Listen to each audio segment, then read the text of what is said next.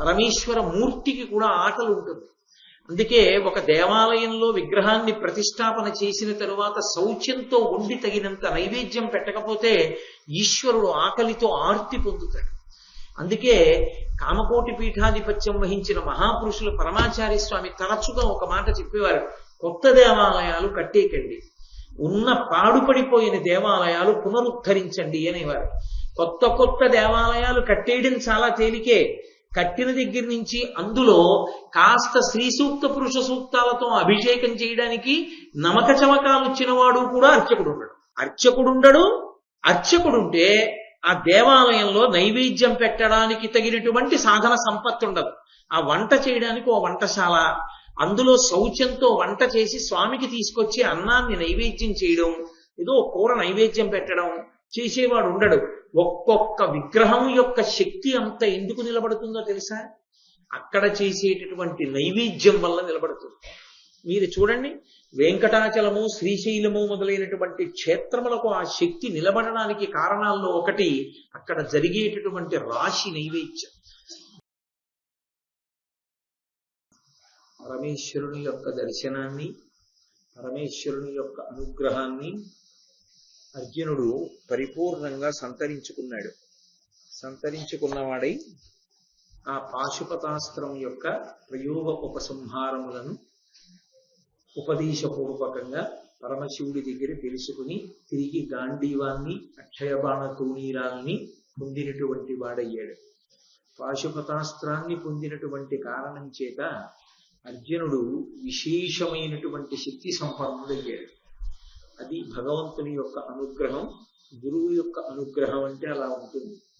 వేదవ్యాస మహానుభావుడు ఎప్పుడైతే ధర్మరాజు గారు తమ పక్షంలో ఉన్న వారి యొక్క శక్తియుక్తులు అవతల ధార్తరాష్ట్రుల పక్షాన యుద్ధం చేసేటటువంటి వారి శక్తియుక్తులకి సరిపోవేమోనని బెంగ పెట్టుకుంటున్నటువంటి సందర్భంలో ఆ మధ్యలో వచ్చినటువంటి సమస్యని, ఆ వెలితిని పూడ్చడానికి ఆయన ప్రతిస్మృతి అన్న విద్యని ఉపదేశం చేసి సరి అయినటువంటి పథంలో నడిపించాడు. గురువు చెయ్యగలిగినది ఏమిటి అంటే పథాన్ని దర్శనం చేయిస్తాడు. ఈ మార్గంలో ప్రయాణించు అని చెప్తాడు. ఆ మార్గంలో ప్రయాణించవలసినటువంటి కర్తవ్యం శిష్యులదే ఉంటుంది. ఉద్ధరేణ ఆత్మానం, ఎవరిని వారు ఉద్ధరించుకోవాలి తప్ప ఒకరిని ఇంకొకరు ఉద్ధరించేందుకు అవకాశం ఉండదు. ఎవరైనా మార్గాన్ని చెప్పగలరు తప్ప ఆ మార్గమునందు సువ్యవస్థితము కావడము, ఆ మార్గమునందు పూనికతో ఆచరించడము, ప్రయాణం చెయ్యడము సాధకునకు ఉండవలసినటువంటి లక్షణం. అర్జునుడు అన్ని ఇక్కట్లను, ప్రతిబంధకములను అధిగమించి పరమేశ్వరుని యొక్క దర్శనాన్ని పొంది పాశుపతాస్త్రాన్ని పొందాడు అంటే దాని వెనక ప్రధానమైనటువంటి కారణాలు రెండు.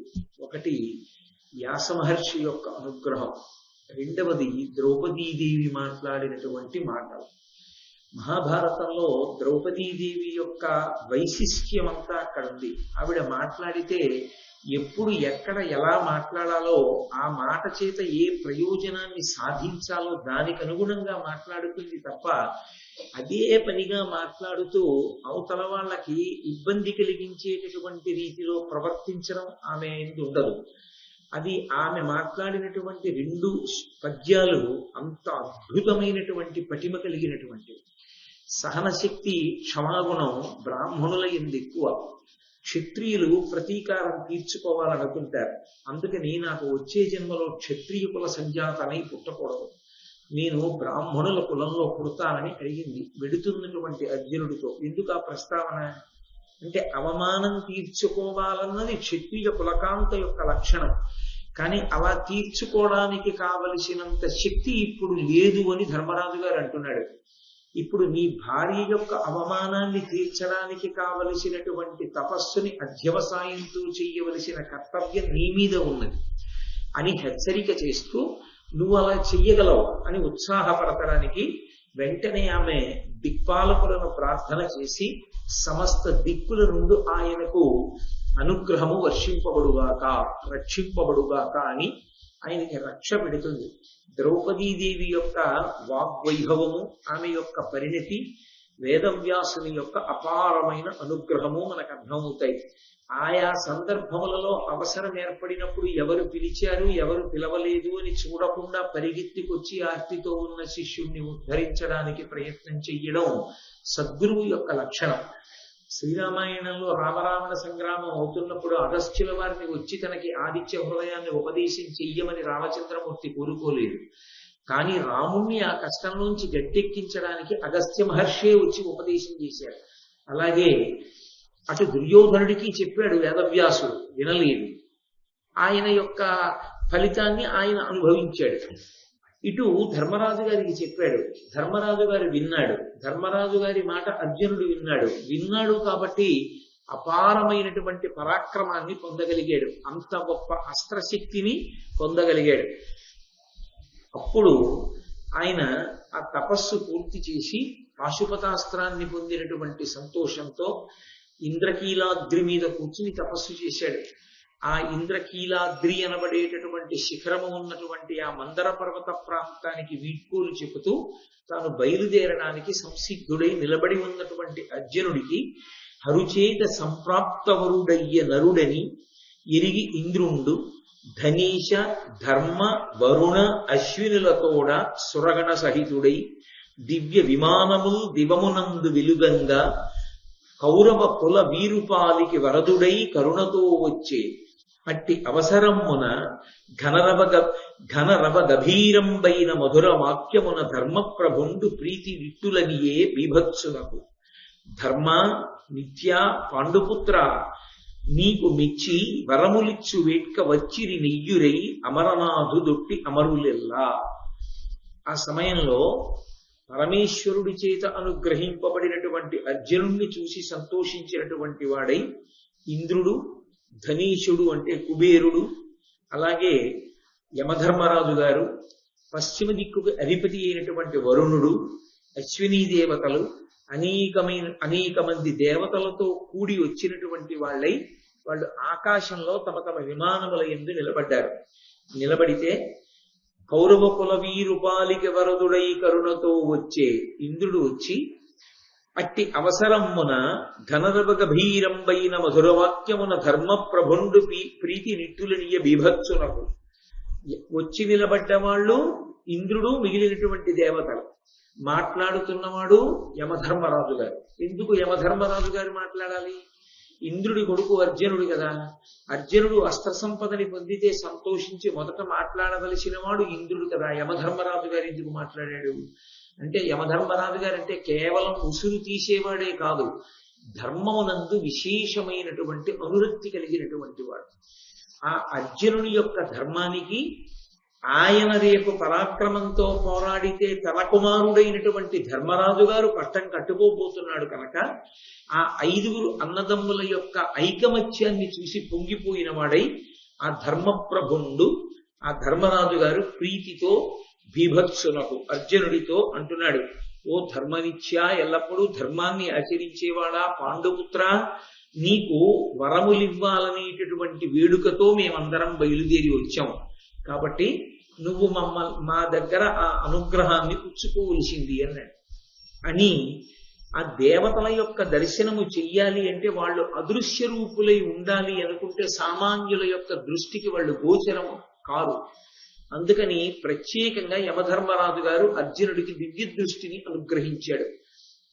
ఆ దివ్య దృష్టి చేత అర్జునుడికి దిక్పాలకులందరూ గోచరించారు. ఆ దివ్య దృష్టితో చూసినప్పుడు అక్కడ ఉన్నటువంటి ఆ దిక్పాలకులలో వరుణుడు వైఢూర్యపు రంగు ఎలా ఉంటుందో అలా ఉన్నాడు. యమధర్మరాజు గారు నల్లటి రంగుతో ఉన్నాడు. కుబేరుడు బంగారు వర్ణంలో మెరిసిపోతున్నాడు. వాళ్ళు ఆ విమానాల్లోంచి దిగి వచ్చారు. దిగి వచ్చి, నువ్వు బ్రహ్మగారి ఆదేశం మేరకు ఈ భూమి మీద పుట్టినటువంటి నరుడు అనబడేటటువంటి ఆది ఋషి అర్జునుడిగా వచ్చావు.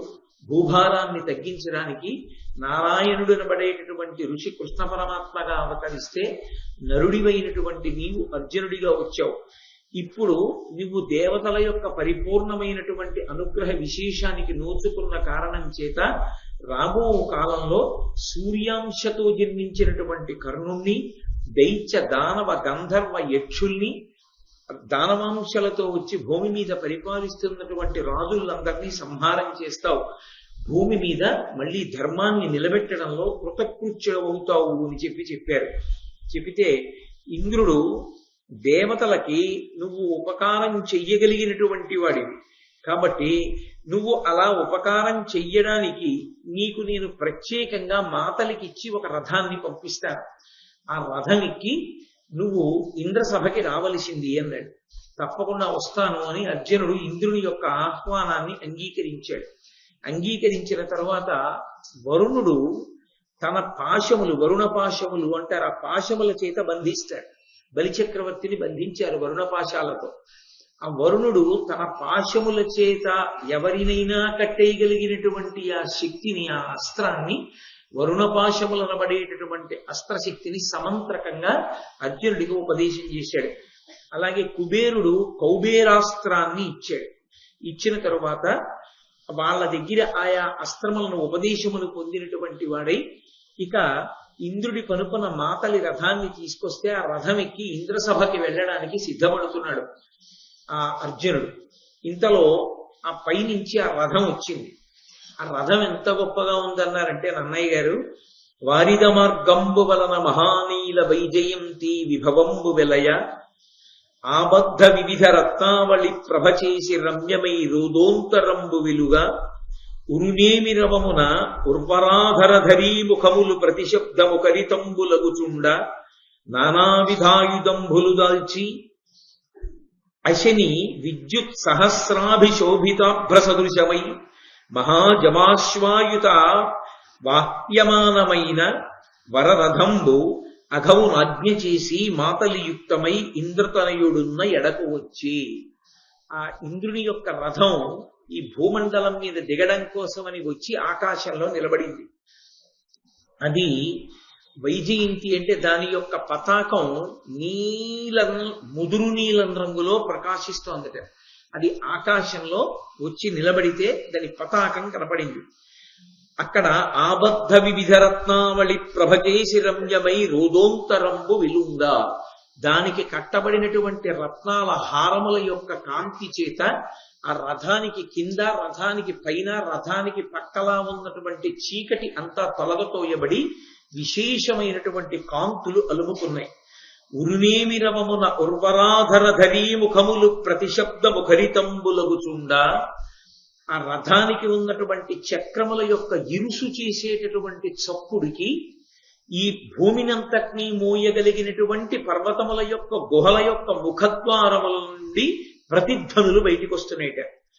నానావిధాయుధంబులు దాల్చి ఆ రథంలో అనేకమైనటువంటి ఆయుధములు సమకూర్చబడ్డాయి. అశని విద్యుత్ సహస్రాభిశోభితాభ్రసదృశమై మెరుపులు 1000 మెరుపులు దాని చుట్టూ కూడా ఉంటే ఎలా ఉంటుందో అలా 1000 మెరుపులతో కూడుకున్నటువంటి ఒక మేఘం వస్తే ఆకాశంలో నిలబడితే చూడగానే అది ఎంత కంటిని ఆకర్షిస్తుందో అటువంటి మేఘంలా వచ్చి నిలబడినటువంటిదై మహాజవాశ్వాయుత వాహ్యమానమైన 10,000 గుర్రములు పూంచబడి ఉన్నాయి ఆ రథానికి. 10,000 గుర్రములు పూంచబడినటువంటి ఆ రథాన్ని చూసి వరరథంబు అఘవునాజ్ఞ చేసి, ఇంద్రుడికి అఘవుడు అని ఒక పేరు. ఇందుచేత అఘవుడు అంటే ఆయన పాపములు తీయగలిగిన వాడు, యజ్ఞముల యందు హవిస్సుని తీసుకుని మనుష్య కోటిని రక్షించేటటువంటి లక్షణం ఉన్నవాడు. అందుకని అఘవునాజ్ఞ చేసి ఇంద్రుడి యొక్క ఆజ్ఞ మేరకి మాతలి ఆ రథాన్ని తీసుకొచ్చి ఆకాశమునందు నించున్నాడు. నించుని ఆ ఇంద్రతనయుడైన అర్జునుడి దగ్గరికి వచ్చి, నీ కోసం నీ తండ్రి అయిన దేవేంద్రుడు ఈ రథాన్ని పంపించాడు, నీవు ఈ రథాన్ని అధిరోహించి ఇంద్రసభకి రావలసింది అన్నాడు. అంటూ ఒక మాట అన్నాడు, నేను ఎప్పటి నుంచో మీ నాన్నగారి దగ్గర సారథిగా నేను ఉద్యోగం చేస్తున్నాను, కానీ 100 అశ్వమేధ యాగాలు చేసిన వాళ్ళు, కొన్ని 100 రాజసూయ యాగములు చేసినటువంటి వాళ్ళు కూడా ఈ రథం ఎక్కి ఇంద్రసభకి రాలేదు. మొట్టమొదటిసారి నీ కొరకు ఈ రథం పంపబడింది, ఈ రథం ఎక్కి నువ్వు ఇంద్రసభకి వద్దుగానివి రమ్మన్నాడు. అంటే మనుష్యలోకంలో సంచరించేటటువంటి ప్రాకృతమైన శరీరంతో ఉన్నవాడు అర్జునుడు కనుక అటువంటి దివ్యరథాన్ని అధిరోహించడానికి కావలసినటువంటి ఆ పునీతమైనటువంటి తేజస్సుని పొందడానికి అనువుగా వెళ్లి గంగానది స్నానం చేసి ఆ గంగానదిలో తన యొక్క తండ్రికి, తాతగారికి, ముత్తాతగారికి, అలాగే అక్కడ దేవతలకి అందరికీ కూడా తర్పణం చేసి తాను శుచి, ఇంతకు ముందు వచ్చినటువంటి దేవతల్ని కూడా అలాగే మాటల చేత, పుష్పముల చేత, మంచినీటి చేత, పదార్థముల చేత పూజించాడు. ఇప్పుడు తాను తేజస్సు కలిగినటువంటి వాడై ఆ రథాన్ని అధిరోహించి ఆయన ఇంద్రలోకానికి బయలుదేరాడు. ఆ ఇంద్రలోకం దగ్గరికి వస్తూ ఉంటేనే చూశాడు, ఆ ఇంద్రలోకం బయట ఐరావతమనబడేటటువంటి ఇంద్రుడు అధిరోహించి వెళ్ళేటటువంటి ఏనుగు నిలబడింది. అది నిలబడితేట ఒక పెద్ద పర్వతమే వచ్చి నిలబడిందా అన్నట్టుగా ఉంది. దాని యొక్క మదజల ధారల చేత పెద్ద మేఘం కురిసేసి వెళ్ళిపోతే పర్వతం నుంచి జలధారలు కారుతుంటే ఎలా ఉంటుందో అలా ఆ మదజల ధారలు కారుతున్నాయిట ఏనుక్కి. అది బయట నిలబడి ఉంది. చూశాడు ఆ ఇంద్రలోకం వంక. పరమ ధర్మస్థితి ప్రజ ప్రీతిగాంచిన రాజులకు ఉదగ్రరణమునందు పతుల ప్రస్తవమున ప్రాణముల్ విడిచిన వీరులకును యజ్ఞ విధులు చేసి సురలను వసుమతీసురులను తనిసిన ధర్మాత్ములకును మహాతపసులకు నిలయంబులై రమణీయంబులగునట్టి హర్మ్య విమాన సంహతుల దాని సకల భువనంబులంగల సత్పురములకెల్లా ఎక్కుడగుదగి సిఖీందు రవుల దీప్తి లేకున్న తనదైన దివ్య దీప్తి విస్తరంబున ఎప్పుడు వెలుగుదాని. ఆ అమరావతి నగరం ఇంద్రుని యొక్క రాజధాని. ఆ అమరావతి నగరం వంక చూశాడు. ఇత పూర్వం ఇంద్ర సభ గురించి చెప్పారు సభాపర్వంలో. ఇప్పుడు ఆ అమరావతి నగరం ఇంద్రుడి యొక్క రాజధాని గురించి మాట్లాడుతున్నారు. అటువంటి ఇంద్రుడి యొక్క రాజధాని అయిన అమరావతి నగరంలో ప్రవేశించాలి అంటే ఎటువంటి పుణ్యం చేసిన వాళ్ళైతే అసలు ఆ స్వర్గలోకంలోకి ప్రవేశించగలరు అన్నది చెప్తున్నారు. పరమధర్మస్థితి ప్రజ ప్రీతిగాంచిన రాజులకు, పరమ ధార్మికులై ఎప్పుడూ ధర్మాన్ని తప్పకుండా ధార్మికమైన రీతిలో తన రాజ్యములోని ప్రజలను పరిపాలించినటువంటి సద్గుణోపేతులైనటువంటి రాజులు ఆ స్వర్గలోక ప్రవేశం చేస్తారు. అలాగే ఉదగ్ర రణమునందు పతుల ప్రస్తవమున ప్రాణముల్ విడిచిన వీరులకును, తనని నమ్ముకున్నటువంటి ప్రభువు కోసం మహోగ్రమైనటువంటి యుద్ధంలో పోరాటం చేసి వెన్నివ్వకుండా తమ శరీరాన్ని ఆ యుద్ధంలో విడిచిపెట్టినటువంటి వీరులైనటువంటి వారు ఆ స్వర్గలోకాన్ని అలంకరిస్తారు. యజ్ఞ విధులు చేసి సురలను వసుమతీసురులను తనిపిన ధర్మాత్ములకును, బ్రహ్మాండమైనటువంటి యజ్ఞాలు చేసి ఆ యజ్ఞాలలో ఇవ్వబడినటువంటి హవిస్సు చేత దేవతలని తృప్తులను చేసి, అలాగే ఆ యజ్ఞ కార్యాన్నంతటినీ నిర్వహించినటువంటి బ్రాహ్మణోత్తములకు భూరి సంభావనలిచ్చినటువంటి పరమధార్మికులైనటువంటి వారు ఎవరుంటారో వాళ్ళందరూ కూడా స్వర్గలోక ప్రవేశం చేస్తారు. మహాతాపసులకు నిలయంబులై రమణీయంబులగునట్టి హర్మ్య విమాన సంహతుల దాని, అనేక మంది గొప్ప తపస్సు చేసినటువంటి వ్యక్తుల యొక్క సమూహములు నివసించేటటువంటి బంగారు మేడలు గోపురములతో కూడుకున్నటువంటి ఆ అమరావతి నగర శోభనం చూసినటువంటి వాడై సకల భువనంబులంకల సత్పురములకెల్ల ఎక్కుడనదగి, అసలు ఈ బ్రహ్మాండములన్నిటిలోనూ అన్ని లోకములలోనూ కూడా ఉన్నటువంటి పురముల కల్లా శ్రేష్టమైనదిగా చెప్పబడేటటువంటి ఆ అమరావతి నగరాన్ని చూసినటువంటి వాడై సిఖీందు రవుల దీప్తి లేకున్న తనదైన దివ్య దీప్తి విస్తరంబున ఎప్పుడు వెలుగుదాని. సూర్యుడు, చంద్రుడు, అగ్ని ఈ మూడు అక్కడ ప్రకాశించకపోయినా తనదైన దీప్తి చేత, తనదైన కాంతి చేత తాను ప్రకాశించగలిగినటువంటి లక్షణం ఉన్నటువంటి ఆ అమరావతి నగరాన్ని చూసి అర్జునుడు పరమ సంతోషాన్ని పొందినటువంటి వాడై ఆ అమరావతి నగర ప్రవేశం చేశాడు. స్వర్గలోకంలోకి వెళ్ళాడు. ఎన్ని కార్యాలు చేసినా స్వర్గలోక ప్రవేశం ఇవ్వరు కొంతమందికి. ఎవరెవరికి స్వర్గలోక ప్రవేశం ఇవ్వరు అని అడిగారు. వాళ్ళు ఎన్ని పుణ్యాలు చేసిన వారైనా ఈ 5 రాకపోతే మాత్రం వాళ్ళకి స్వర్గలోక ప్రవేశాధికారం ఇవ్వరు.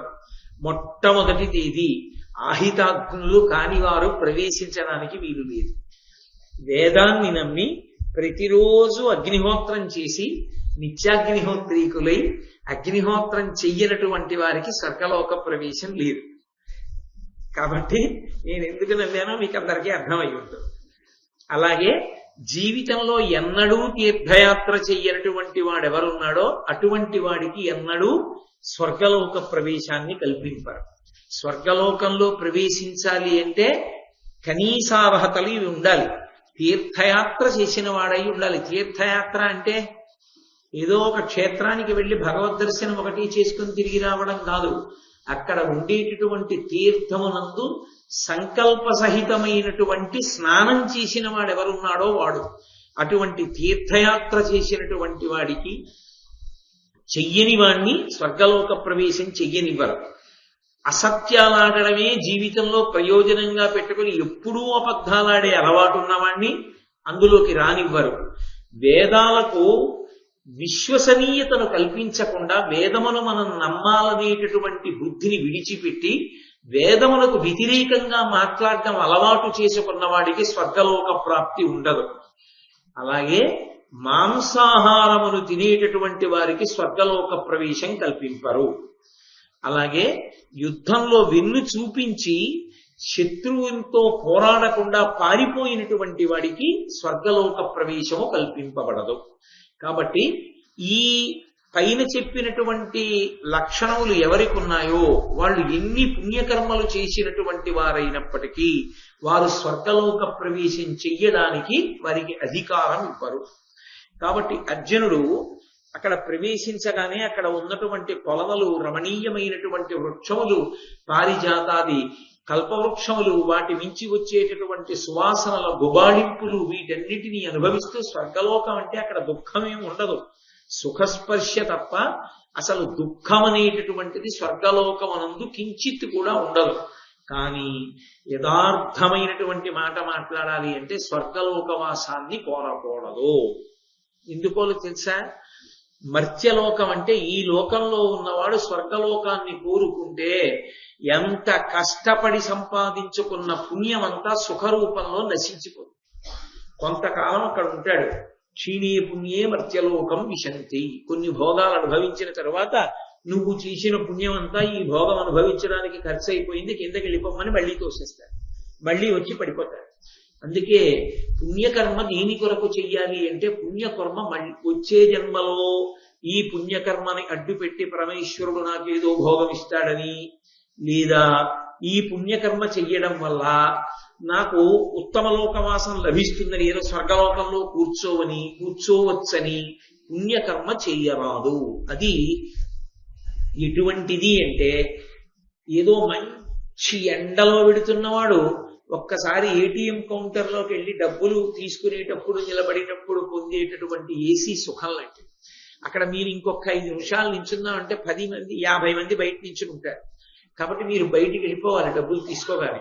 మహా అయితే ఒక్క 5 నిమిషాలో 10 నిమిషాలో అక్కడ నుండి బయటికి వెళ్ళిపోవడం, ఉన్న డబ్బులు తీసేసుకోవడం అయిపోతుంది. లోపలికి వెళ్ళినందుకు చల్లతనం కాసేపు ఉంటుందంటే ఆ తర్వాత మళ్ళీ బయటికి వచ్చిన తర్వాత ఎండే ఉపయోగం ఏమి ఉండదు. అందుకే పుణ్యకర్మ దేని కొరకు ఉపయోగపడాలని భగవంతుణ్ణి ప్రార్థన చెయ్యాలంటే చిత్తశుద్ధి కలగడానికి మార్గము కావాలి అని కోరుకోవాలి. ఎందుచేత అంటే ఎన్ని కోట్ల జన్మల నుండో చిత్తమును మలినము పట్టి ఉంది. ఆ చిత్తము శుభ్రపడితే తప్ప అందులోకి పరమేశ్వరుడు జ్ఞానామృతాన్ని కటాక్షించలేడు. ఆ జ్ఞానము కలిగిన నాడు తప్ప మోక్షము రాదు. మోక్షము కలిగితే తప్ప మళ్ళీ పునర్జన్మ స్వీకరించవలసినటువంటి అవసరము పోదు.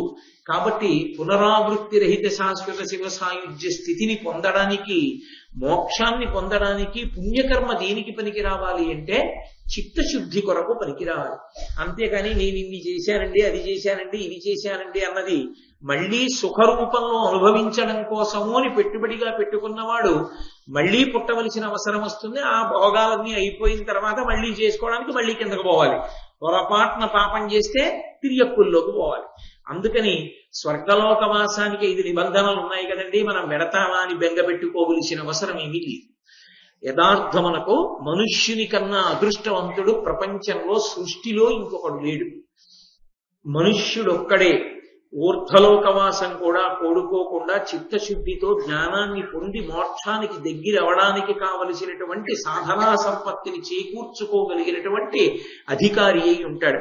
కాబట్టి అటువంటి ప్రయత్నము కొరకు పుణ్యకర్మ చెయ్యాలి తప్ప, భగవంతుని యొక్క అనుగ్రహమునకు దగ్గరవడానికి పుణ్యకర్మ చెయ్యాలి తప్ప, కేవలంగా పుణ్యం చేస్తే అదేదో సుఖాన్ని ఇస్తుంది, భోగాన్ని ఇస్తుంది అన్న దానికోసం పుణ్యకర్మ చెయ్యడం అవివేకంతో కూడుకున్నటువంటి పని యథార్థమునకు. కాబట్టి అక్కడికి వెళ్ళినటువంటి అర్జునుణ్ణి చూశారు ఆ ఇంద్రలోకంలో ఉన్న వాళ్ళందరూ. నరుడైన ఆదిముని అని, హరిసుతుడని, హరి సహాయుడని, హరుచేతన్ వరములు వడసిన వాడని సురలెల్లను వచ్చి పార్థు చూచిరి ప్రీతిన్. ఆ స్వర్గలోకంలో దేవతలందరూ ఉంటారు. ఆ దేవతలందరూ అర్జునుణ్ణి చూడడానికి వచ్చారట. ఎందుకు అర్జునుణ్ణి చూడడం అంటే, అర్జునుణ్ణి చూడడానికి వాళ్ళు కొన్ని కారణాలు చెప్పారు. అందుకు వచ్చామయ్యా ఈయన్ని చూడడానికి అన్నారు. నరుడైన ఆదిముని అని, ఆయన మొట్టమొదటి ముని నరనారాయణులలో. ఆ ఆదిముని అయినటువంటి నరుడు అర్జునుడిగా భూమి మీద అవతరించాడు. కాబట్టి మహర్షి దర్శనం అభ్యున్నతి హేతు. మహాపురుష దర్శనం ఉత్తినే పోదు.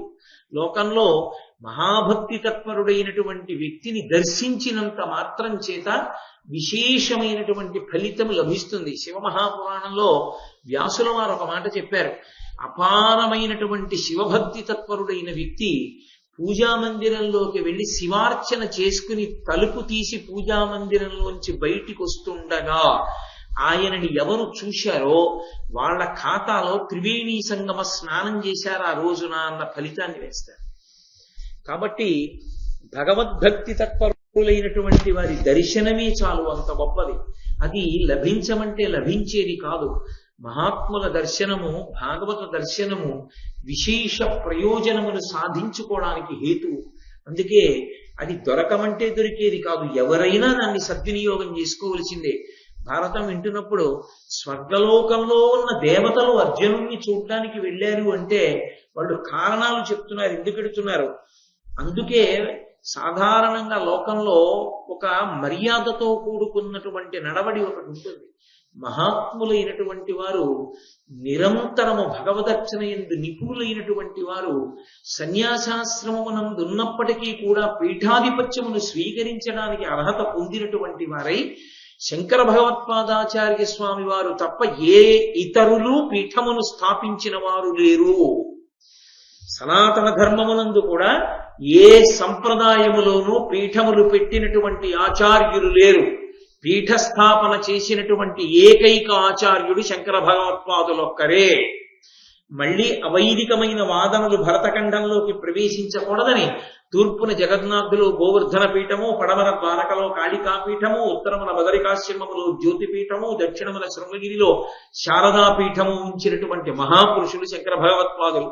వారి సంకల్పమును అనుసరించే ఇప్పటికీ ఆ పీఠములకు నిరంతరంగా అవిచ్ఛిన్నంగా గురు పరంపర మహాత్ములైనటువంటి వారి చేత అధివసింపబడి నడుస్తోంది. అటువంటి మహాపురుషులైనటువంటి వారు ఒక ఊర్లోకి వచ్చి కొంతకాలం ఉంటే ఆ మహాత్ముల యొక్క పాద స్పర్శ చేత ఆ భూమి పునీతమవుతుంది. వారు వచ్చినప్పుడు వారితో పాటుగా కొన్ని వస్తాయి. వారు నిరంతరం కొన్ని విశేషమైనటువంటి మూర్తులను ఆరాధన చేస్తారు. ఒక ఉదాహరణ చెప్పాలి అంటే, శంకర భగవత్పాదులు కైలాసానికి వెళ్ళినప్పుడు పరమశివుడు 5 శివలింగాలు ఇచ్చాడు. ఆ 5 శివలింగాలలో 2 శివలింగాలు పరమశివుడి చేతి చేత ఇయ్యబడినటువంటి 2 శివలింగములు ఇప్పటికీ దక్షిణాన, ఒకటి శృంగగిరిలో శృంగేరి పీఠంలో శృంగేరి పీఠాచార్యులు ఎవరుంటారో వారు ప్రతిరోజు ప్రదోష వేళలో చంద్రమౌళీశ్వరారాధన అన్న పేరుతో భోగలింగానికి అభిషేకం చేస్తూ ఉంటారు. యోగలింగము అన్న పేరుతో వేరొక స్ఫటికలింగం కామకోటి పీఠంలో ఉంది. వారిని ప్రత్యేకం ఆ ఊళ్ళో ఉన్నటువంటి వాళ్ళు, పెద్ద పెద్ద దేవాలయ ప్రాంగణాలు ఉన్నటువంటి వాళ్ళు ఆహ్వానం చేస్తారు. అయ్యా మీరు వచ్చి చాతుర్మాస్యం చేయండి మా దగ్గర అని. కామకోటి పీఠాధిపత్యం వహించినటువంటి చంద్రశేఖరేంద్ర సరస్వతి మహాస్వామి వారు నడిచి వెళ్ళిపోతూ ఉండేవారు. ఆ చాతుర్మాస్య కాలం వచ్చినప్పుడు వారు దగ్గరలో ఉన్న ఊరిలో విడిది చేసేవారు. అది పెద్ద తీర్థం అయిపోయేది. కొన్ని ప్రదేశాలలో అయితే ఎంత ఆశ్చర్యకరమైన సందర్భాలు జరిగాయంటే, వారు కేవలంగా ఒక చిన్న ఇంట్లో ఉండి ఆరాధన చేసేవారు. ఎంత నియమంతో కూడుకున్న ఆరాధన అంటే, ఒకరోజు వారు చంద్రమౌళీశ్వర లింగానికి అభిషేకం చేసుకోవడానికి నిత్యానుష్ఠానానికి కూర్చున్నారు. ఇల్లంతా పొగ పట్టేసి ఉంది. అక్కడ ఆ వంట చేస్తున్నారు, ఆ నైవేద్యానికి కావలసినవి వండుతున్నారు. ఆ వండుతున్నప్పుడు పొగొచ్చేసి గదంతా పట్టేసింది. ఎలా చేసుకుంటారు ఈయన అనుకున్నారు. ఆయన ఒక్క మాట అనలేదు ఎవరిని. ఆయన తిన్నగా వచ్చి పొయ్యి పక్కన కూర్చుని అనుష్ఠానం చేశారు. అంతా అయిపోయిన తర్వాత అడిగారు, అయ్యా మీకు చాలా ఇబ్బంది కలిగిందని. ఆయన అన్నారు, పొగ అంతటా వ్యాపిస్తుంది, పొయ్యి దగ్గర ఉండదు, అందుకే పొయ్యి దగ్గర కూర్చుని చేశారన్నారు.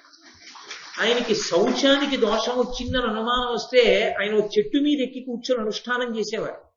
ఇదే కాకినాడ పట్టణంలో కంచికామకోటి పీఠాధిపతులు పరమాచార్య స్వామి వారు చెట్టు మీద కూర్చొని అనుష్ఠానం చేశారు. అటువంటి మహాపురుషులు ఒకానొకప్పుడు ఆయన ద్రవిడ దేశంలో ఒక పల్లెటూరులో ఉన్నారు చాతుర్మాస్యానికి. ఉంటే ఆయన తెల్లవారి అనుష్ఠానం చేసుకుని బయటికి వచ్చేటప్పటికి ఆయన దర్శనం కోసం ఊరంతా నిండిపోయి, పక్క ఊళ్ళ నుంచి వచ్చినటువంటి పల్లెటూళ్ళ నుంచి వచ్చినటువంటి జనుల చేత ఇంతమందికి దర్శనం ఎలా ఇవ్వాలి అని అనుమానం వచ్చి నిచ్చెన వేస్తే నిచ్చెనెక్కి ఆ ఇంటి పైకప్పు మీద నించుని చెయ్యి ఊపేవారు. ఆయన దర్శనం చాలు. అటువంటి మహాత్ముల్ని తీసుకొస్తారు చాతుర్మాస్యం చేయమని. ఎందుకని? ఉత్తప్పుడు సన్యాస ధర్మంలో వారు ఒక చోట ఉండకూడదు, వెళ్ళిపోతూ ఉంటారు. పీఠార్చన కొరకు ఉంటే ఉండొచ్చు కాక తపోభోగులుగా మార్చుకుని తపస్సు చేసుకున్నది ఒక్క పీఠాధిపతులకి, అన్యులకు ఇది లేదు, మినహాయింపు లేదు. కాబట్టి అటువంటి పీఠాధిపతులు కూడా దేశ సంచారం చేసేటప్పుడు చాతుర్మాస్యంలో వర్షాకాల ప్రారంభం నుండి ఉండిపోతారు. అందుకే ప్రత్యేకంగా వెళ్ళి అభ్యర్థిస్తారు, అయ్యా మా ఊళ్ళో చాతుర్మాస్యం చేయండి, మా దేవాలయంలో చాతుర్మాస్యం చేయండి అని అడుగుతారు. వారు వచ్చి విడిది చేస్తారు దేవాలయంలో. వారు వచ్చి ఉన్న కారణం చేత ఎన్ని ఊళ్ళ నుంచి ఎంతమంది మహాత్ములో బయలుదేరి వస్తారు వారి దర్శనానికి. వారు సాయంకాలం అయ్యేటప్పటికీ చంద్రమౌళీశ్వరారాధన చేస్తూ ఉంటారు. కొన్ని వేల మంది వచ్చి ప్రతిరోజు తీర్థం తీసుకుంటూ ఉంటారు. అటువంటి సంప్రదాయ పీఠాలని అధివసించినటువంటి మహాపురుషులు వచ్చి చాతుర్మాస్యం చేస్తే నిజంగా ఆ ఊరు పునీతం అయిపోతుంది. ఎన్నో పురాణ ప్రవచనాలు జరుగుతాయి, వారి అనుగ్రహ భాషణాలు జరుగుతాయి, ఎన్నో యజ్ఞయాగాది క్రతువులు జరుగుతాయి వారి సమక్షంలో. ఎందరో విద్వాంసులు వస్తారు, ఎన్నో గ్రంథములు ఆవిష్కరింపబడతాయి. ఎంత అద్భుతంగా ఉంటుందో!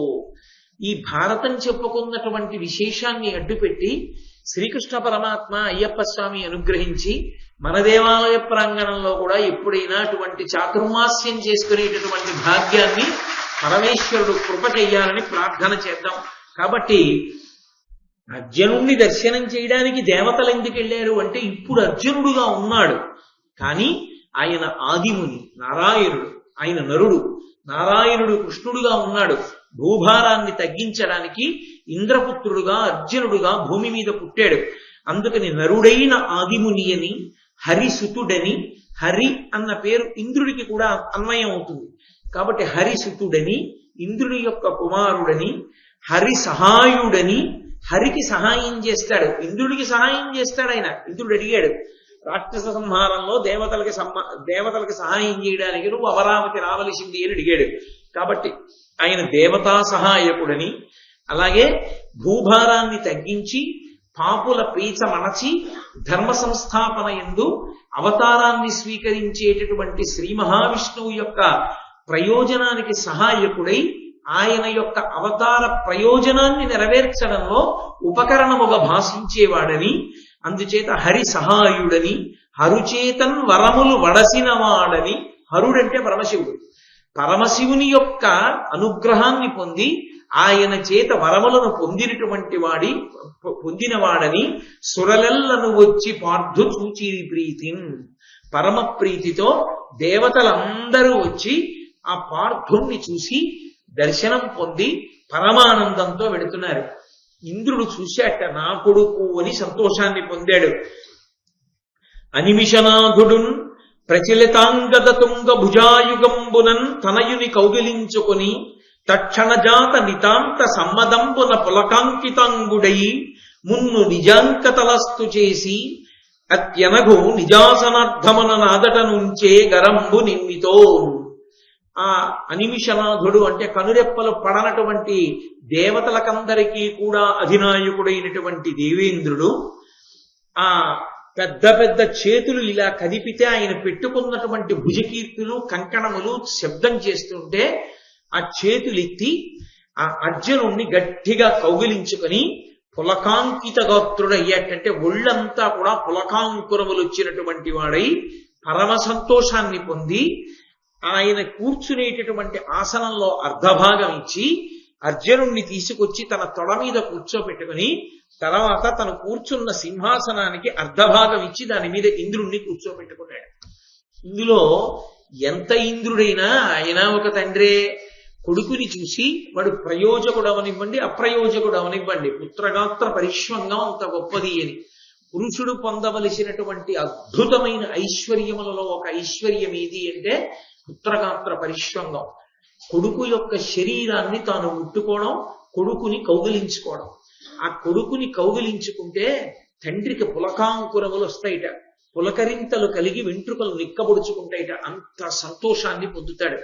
అందుకే లోకంలో ఒక తండ్రి పొందేటటువంటి మహాద్భుతమైన ఐశ్వర్యం ఇది అని అడిగారు. తండ్రి కొడుకు ఒక చూరు కింద పడుకోవడమే అన్నారు. తండ్రి కొడుకు ఒక చూరు కింద పడుకోవడం అంటే ఒక ఇంట్లో ఉండి తండ్రి కొడుకు ఆ ఇంటనే పడుకోవడం అంటే ఇద్దరూ కలిసి ఉండడము అని. పరమ దరిద్రుడెవరి లోకంలో అంటే కొడుకు ఎక్కడో పడుకుంటే తానిప్పుడు ఇక్కడ పడుకునేవాడు, ఎప్పుడూ కొడుకుతో కలిసి పడుకోలేనివాడు.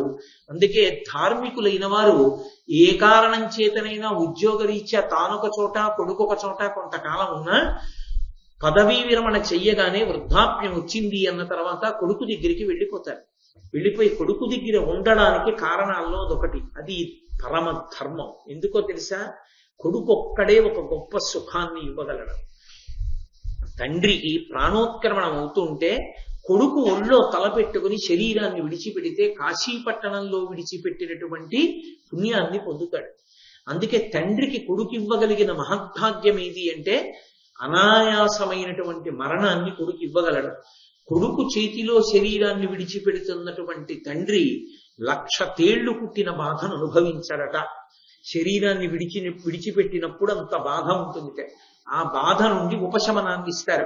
కొడుకు తొడ మీద తలపెట్టి పడుకున్న వాడికి ఆ బాధ ఉండదు ప్రాణోత్క్రమణంలో. ఎందుచేత అంటే ఆత్మావై పుత్రనామాసి అంది.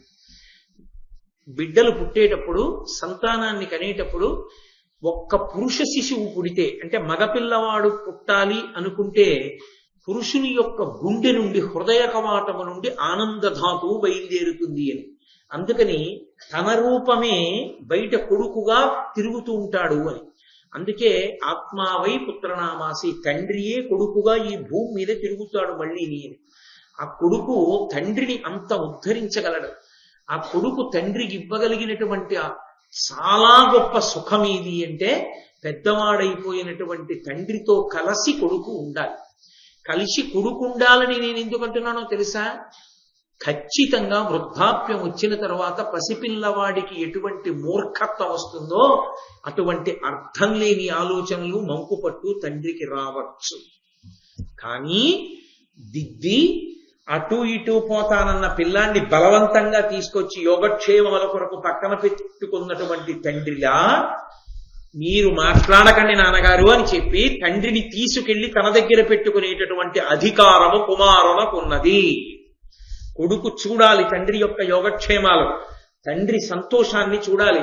రాత్రి తండ్రి పడుకుంటే వచ్చి కాళ్ళు పట్టి తండ్రి సంతోషంగా ఆకాశం వంక చూస్తూ నక్షత్రాల వంక చూస్తూ బలిరే కంటిని సప్త జలధి ప్రావేష్టితాఖండ అని 4 పద్యాలు చదువుకుంటుంటే నాన్నగారు చిన్నప్పుడు మీరు చదివిన పద్యాలు నాకు ఇంకా గుర్తున్నాయండి అని కొడుకు చదువుతుంటే ఆ కొడుకు కాళ్ళు పట్టి వెళ్ళిపోతే తండ్రి ఎంత గాఢ నిద్రపోతాడో, ఎంత సంతోషపడిపోతాడో.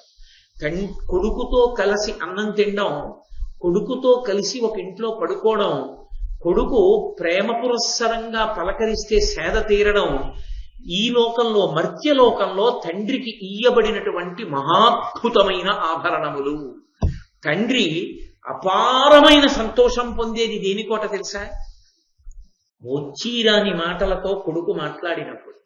అందుకే తనయుల సంభాషణములు జనకులకున్ కర్ణయుగళి సద్భూషణములు అంటారు పోతన గారి భాగవతంలో. వచ్చిరాని మాటలు మాట్లాడినటువంటి కొడుకు మాటలు తండ్రి చెవులకు పెట్టుకొని ఆభరణములట. అంత సంతోషిస్తాట కొడుకు మాటలు చూసి. ఇక పరిణితి పొంది చదువుకుని సంస్కారవంతుడై ధర్మాత్ముడై అతను శాస్త్రాన్ని మాట్లాడుతూ మంచి మాటలు మాట్లాడుతుంటే ఆ కన్న తండ్రి ఎంత మురిసిపోతాడు. నా కొడుక్కి శ్రీరామ రక్ష వాడలా ఉండాలని తండ్రి సింహాసనం దగ్గరికి వెళ్ళి నమస్కారం చేశాడు. తాను పెద్దవాడైపోయి తాను ఇక కూర్చోలేకపోతుంటే తాను హాయిగా కూర్చుని మానస పూజ జపం చేసుకుంటే కొడుకు గంట వాయిస్తుంటే వెళ్ళి కొడుకు ఇస్తున్న నీరాజనాన్ని తాను కళ్ళకద్దుకుంటుంటే తన కట్టుకున్నట్టు పంచె కట్టుకుని తను చేసినట్టు వాడు పూజ చేసి తను అలంకరించినట్టు అలంకరించి వాడు నీరాజనం ఇస్తుంటే తండ్రి పుచ్చుకుంటే ఆ తండ్రి ఎంత మురిసిపోతాడు. పర్వదినాల్లో ఒరే నేను ముందు చేస్తాను రా అని తండ్రి చేస్తే వెనక కొడుకు చేస్తే ఎంత సంతోషంగా ఉంటుంది. అసలు నిజంగా తాత కొడుకు మనవడు ఆ పైది పేరాశ అనకూడదో అని నేను అనలేదు. కనీసం ఓపికండగా తాత తండ్రి మనవడు, తాత కొడుకు మనవడు ముగ్గురు పేటేసి కూర్చొని సంధ్యావందనం చేసుకుంటుంటే ఇంటి పెద్ద ఆవిడ వాళ్ళు ముగ్గురు సంధ్యావందనం చేసుకుంటుంటే ఆవిడ చల్ల చిలుక్కుంటూ వంట చేస్తుంటే దాని ముందు సాటండి లక్షలు వేలు కోట్లు ఏమి మహదైశ్వర్యం అది. అది ఐశ్వర్యం అంటే ఏంటి? కాబట్టి కొడుకు కొడుకే, తండ్రి తండ్రి. దానికన్నా ఇంకా ఏదో గొప్పదనుకున్న వాళ్ళకి ఒక నమస్కారం. కాబట్టి అటువంటి అనిమిషనాథుడైనటువంటి వాడు కనురెప్పలు పడని దేవతలకు తండ్రి అయినటువంటి ఇంద్రుడు అర్జునుణ్ణి కౌగలించుకొని పులకాంకిత గాత్రుడై మురిసిపోయాడు. అంటే ఇంద్రుడే అంత ఆనందాన్ని పొందితే లోకంలో ఏ తండ్రి ఆ ఆనందాన్ని పొందాలని కోరుకోడు.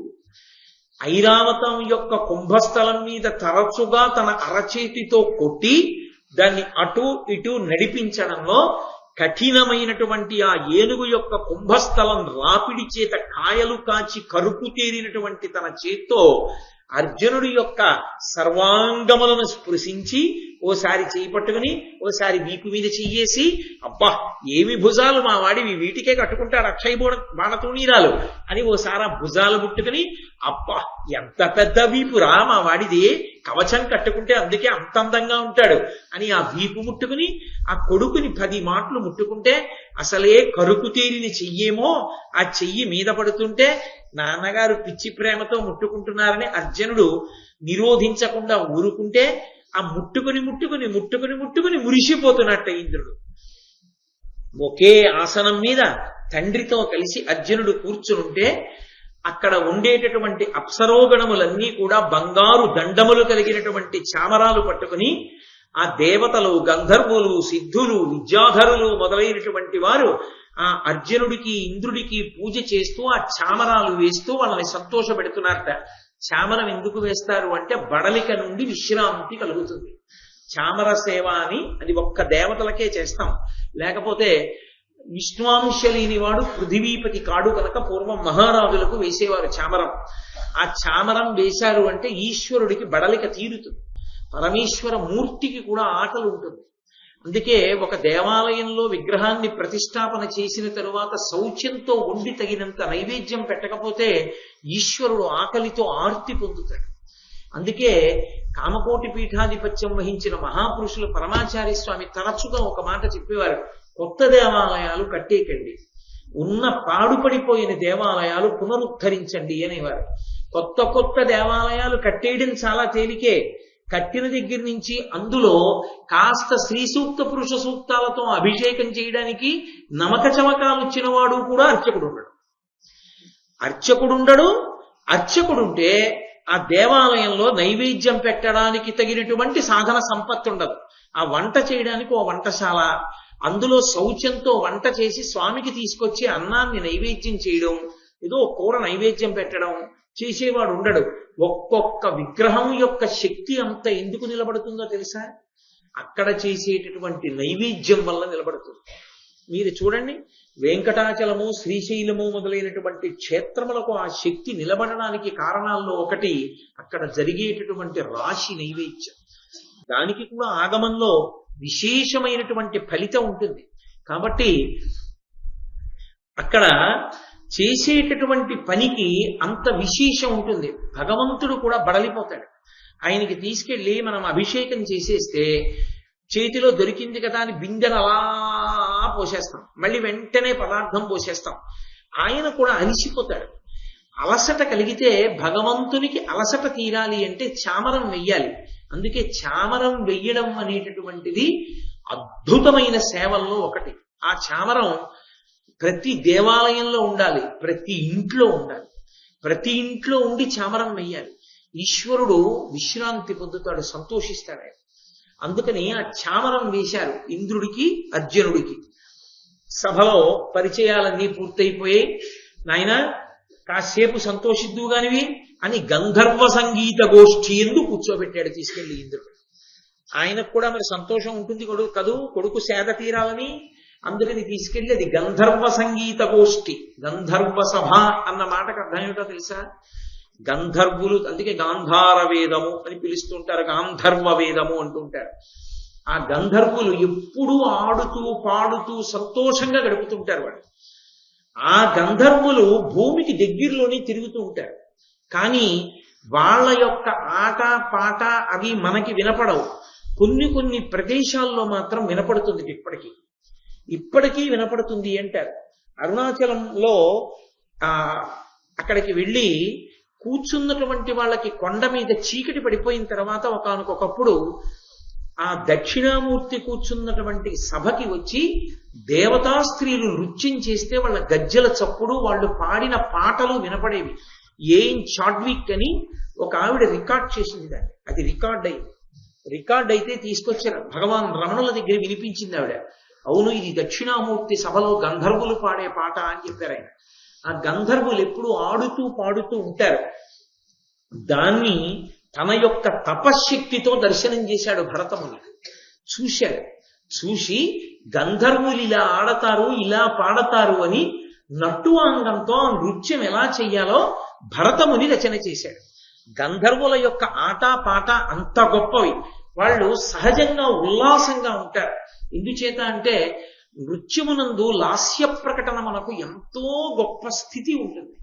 ఎందుచేత నేను ఈ మాట అంటున్నానంటే భగవంతుని యొక్క రూపాన్ని అందరికీ కూడా దర్శనమిప్పించేస్తాడు నర్తకుడు.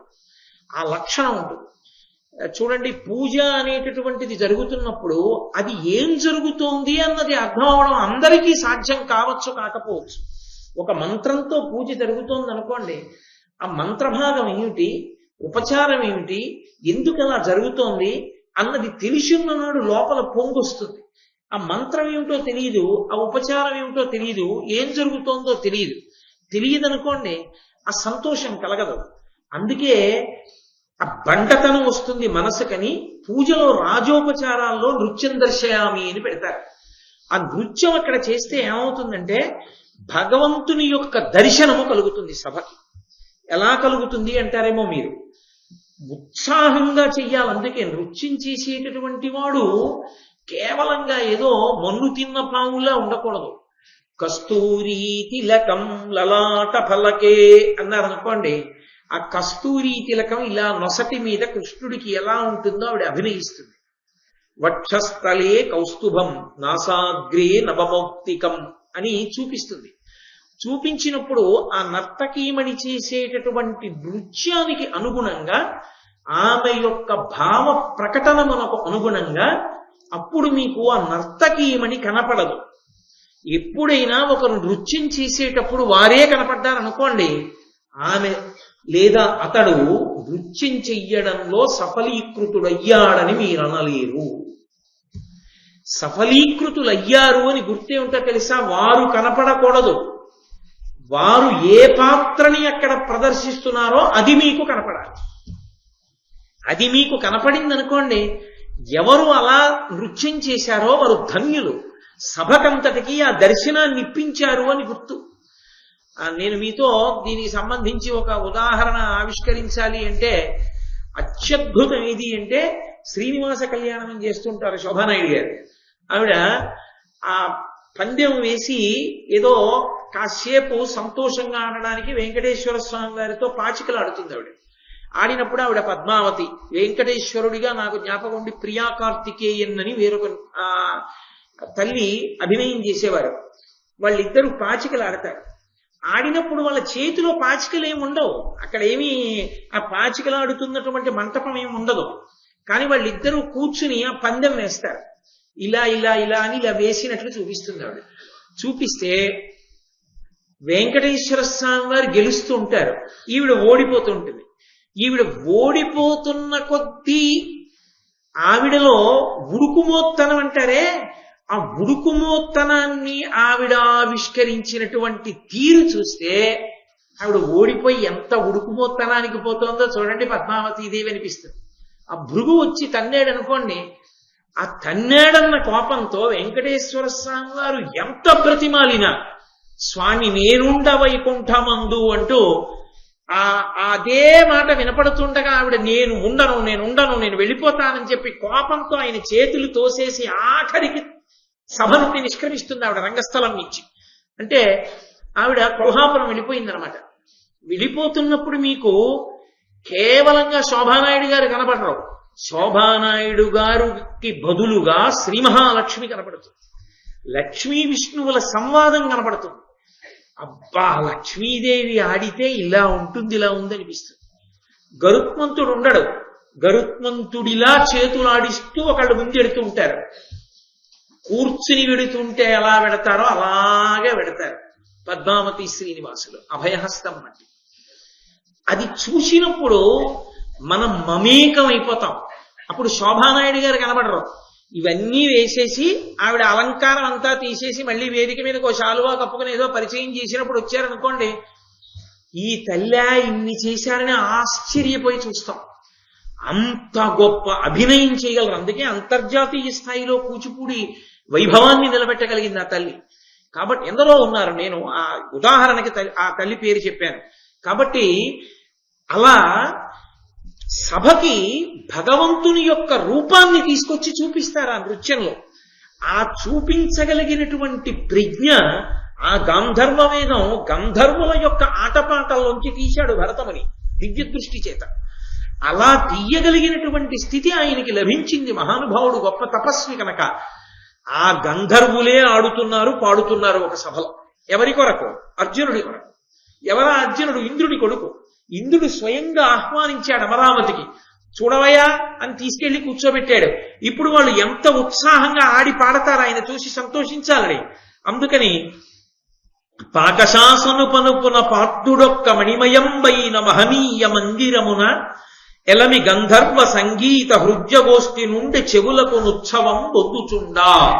చెవులకు ఉత్సవం జరుగుతోందా అన్నట్టుగా పాడుతున్నటువంటి పాటలతో కూడుకున్నటువంటి గంధర్వుల యొక్క సంగీత సభ ఒక మణిమంటపంలో జరుగుతుంటే ఇంద్రుడి యొక్క పలుపున అర్జునుడు అక్కడికి వెళ్లి కూర్చుని ఆ సభలో జరుగుతున్నటువంటి సంగీత విభావరిని విన్నవాడై పరమ సంతోషాన్ని పొందాడు. పాకశాసను పలుపున అంటారు. పాకశాసనుని యొక్క అనుజ్ఞ మేరకు ఇంద్రుడికి పాకశాసనుడు అని ఒక పేరు. ఆ పేరు ఎందుకు వచ్చింది అంటే వృత్రాసురుడు అనబడేటటువంటి రాక్షసుని యొక్క సోదరుడికి పాకాసురుడు అని పేరు. ఆ పాకాసురుణ్ణి ఇంద్రుడు చంపాడు కనుక పాకశాసనుడు అని పేరు వచ్చింది. ఇంకొకటి, యజ్ఞయాగాది క్రతువులు చేసినప్పుడు ఆ హవిస్సు గుచ్చుకుని అందరినీ రక్షించేటటువంటి లక్షణం ఉన్నవాడు కనుక కాదు. ఒకానొకప్పుడు మీరు ఏడవకండి ఏడవకండి అంటూ మరుత్తులు గర్భంలో ఉండగా అదితి గర్భములో ఉన్నటువంటి పిల్లలని ముక్కలుగా కొట్టి గర్భరక్ష చేసినటువంటి వాడు కనుక పిల్లల్ని అదితి ప్రార్థన మేరకు రక్షించినటువంటి వాడు కనుక పాకశాసనుడు అని పేరు వచ్చింది. కాబట్టి ఆ పాకశాసనుడైనటువంటి ఇంద్రుని యొక్క ఆనుజ్ఞ మేరకు అర్జునుడు ఆ సంగీత సభలో కూర్చుని గంధర్వుల యొక్క గోష్ఠిని విన్నాడు. ఆ అర్జునుడు చంద్రోదయ వేళ అయిపోయింది. తన చెయ్యవలసినటువంటి నిత్యకృత్యాలు పూర్తి చేసుకున్నవాడై విశ్రాంతి తీసుకోవడానికి ఒక అద్భుతమైనటువంటి శయనాగారాన్ని ప్రవేశించి హంసతూలికా తల్పం మీద పడుకుని ఉన్నాడు. ఆయన ఇంకా నిద్రపోలేదు. పడుకుని ఉన్నటువంటి సమయంలో దేవవేశ్య అయినటువంటి ఊర్వశి, ఆ ఊర్వశి మహాచమత్కారం. ఎందుచేత అంటే ఊర్వశి అంటే కేవలం ఒక దేవవేశ్య అని మీరు భావన చెయ్యకూడదు. ఊర్వశి యథార్థమునకు అద్వైత సిద్ధాంతమునకు ప్రాణప్రదమైనటువంటి ఆనందహేతువైన స్థానాన్ని చెప్తుంది. ఆ శ్రీ మహావిష్ణువు ఋషి స్వరూపంగా తపస్సు చేసుకుంటున్నటువంటి సమయంలో ఆయన్ని మోహ పెట్టడానికి ఇంద్రుడు ఎందరో కాంతల్ని పంపించాడు. ఆ కాంతలు వచ్చారు, అకారణంగా వసంత ఋతువు వచ్చింది, కోయిల కూస్తోంది, బహిర్ముఖులై అందులో అందరూ సంతోషాన్ని వెతుక్కుంటారు. కానీ శ్రీ మహావిష్ణువు కళ్ళు విప్పి చూసి ఆ నృత్యం చేస్తున్నటువంటి అప్సరోగణం మీద మనసు పోనివాడై తన తొడని చరిచారు. చరిస్తే తొడలోంచి ఒక అందగత్తె బయటికి వచ్చింది, ఊరువులలోంచి బయటికి వచ్చింది కాబట్టి ఊర్వశి. ఎక్కడుంది అసలు ఆనందం అంతా? ఆమె అందం ముందు మిగిలిన వాళ్ళ అందం ఎందుకు సరిపోలేదు, వాళ్ళు సిగ్గుపడి వెళ్ళిపోయారు. అంటే అసలు నిజమైన ఆనందం ఎక్కడున్నది అంటే మనలో ఉన్నది, బయట లేదు అని చెప్పేటటువంటి అంతర్లీనమైన సిద్ధాంతమునకు ప్రతీక ఊర్వశి. ఊర్వశి విష్ణువు యొక్క ఊరువుల నుండి ఉద్భవించినది, మహాందగత్తె. కాబట్టి పురూరవుడంతటి వాడు కొంతకాలం ఆమెతో ఉన్నందుకు మతిపోయినటువంటి వాడై ఆ ఊర్వశి కోసం తిరిగి తిరిగి తిరిగి తిరిగి ఒకటిగా ఉన్న అగ్నులు త్రేతాగ్నులన్న పేరుతో మూడవడానికి కారణం ఈ ఊర్వశిని మరిచిపోలేక ఆయన చేసి 2 వెదురు కర్రల్ని పెట్టి ఆయన రాపాడించినటువంటి స్థితి వలన త్రేతాగ్నులు పుట్టే. అది వేరు కథ అనుకోండి, ఇప్పుడు దాన్ని నేను స్పృశించానంతే. కాబట్టి ఆ ఊర్వశి అంత విశేషమైనటువంటి తల్లి. ఆమె దేవవేశ్య. ఆమె అర్జునుడు నిద్రించవలసినటువంటి ఆ అంతఃపురం యొక్క సౌధంలో ఆయన ఉన్నటువంటి గదిలోకి ప్రవేశించింది. ప్రవేశించగానే అర్జునుడు లేచి నిలబడ్డాడు. నిలబడి గబగబా వెళ్ళి నమస్కారం చేసి, నన్ను పుత్రస్నేహంబున మనమున మన్నించి శుభ సమగ్రుని చేయన్ చనుదించి తీవు ముదమున జనయిత్రీ ఏను కృతార్థ జన్ముడనైతిన్ అన్నాడు. జనయిత్రి అమ్మా అని పిలిచాడు. పిలిచి నన్ను పుత్ర స్నేహంబున మనమున మన్నించి, నీ మనస్సులో కొడుకొచ్చాడు, నేను కనపడలేదని నా మీద ఇంత ప్రేమతో అమ్మా నన్ను చూడ్డానికి వచ్చావా అమ్మా? శుభ సమగ్రుని చేయన్. అమ్మ యొక్క దర్శనం చేత ఏ కొడుకైనా శుభ పరంపరలని పొందుతాడు కదా అమ్మ ఆశీర్వచనంతో. అమ్మ ఆశీర్వచనం అంటే పరబ్రహ్మము యొక్క ఆశీర్వచనం కదా. అమ్మా నన్ను అనుగ్రహించడానికి వచ్చావా అమ్మా ఇంత ప్రేమతోటి?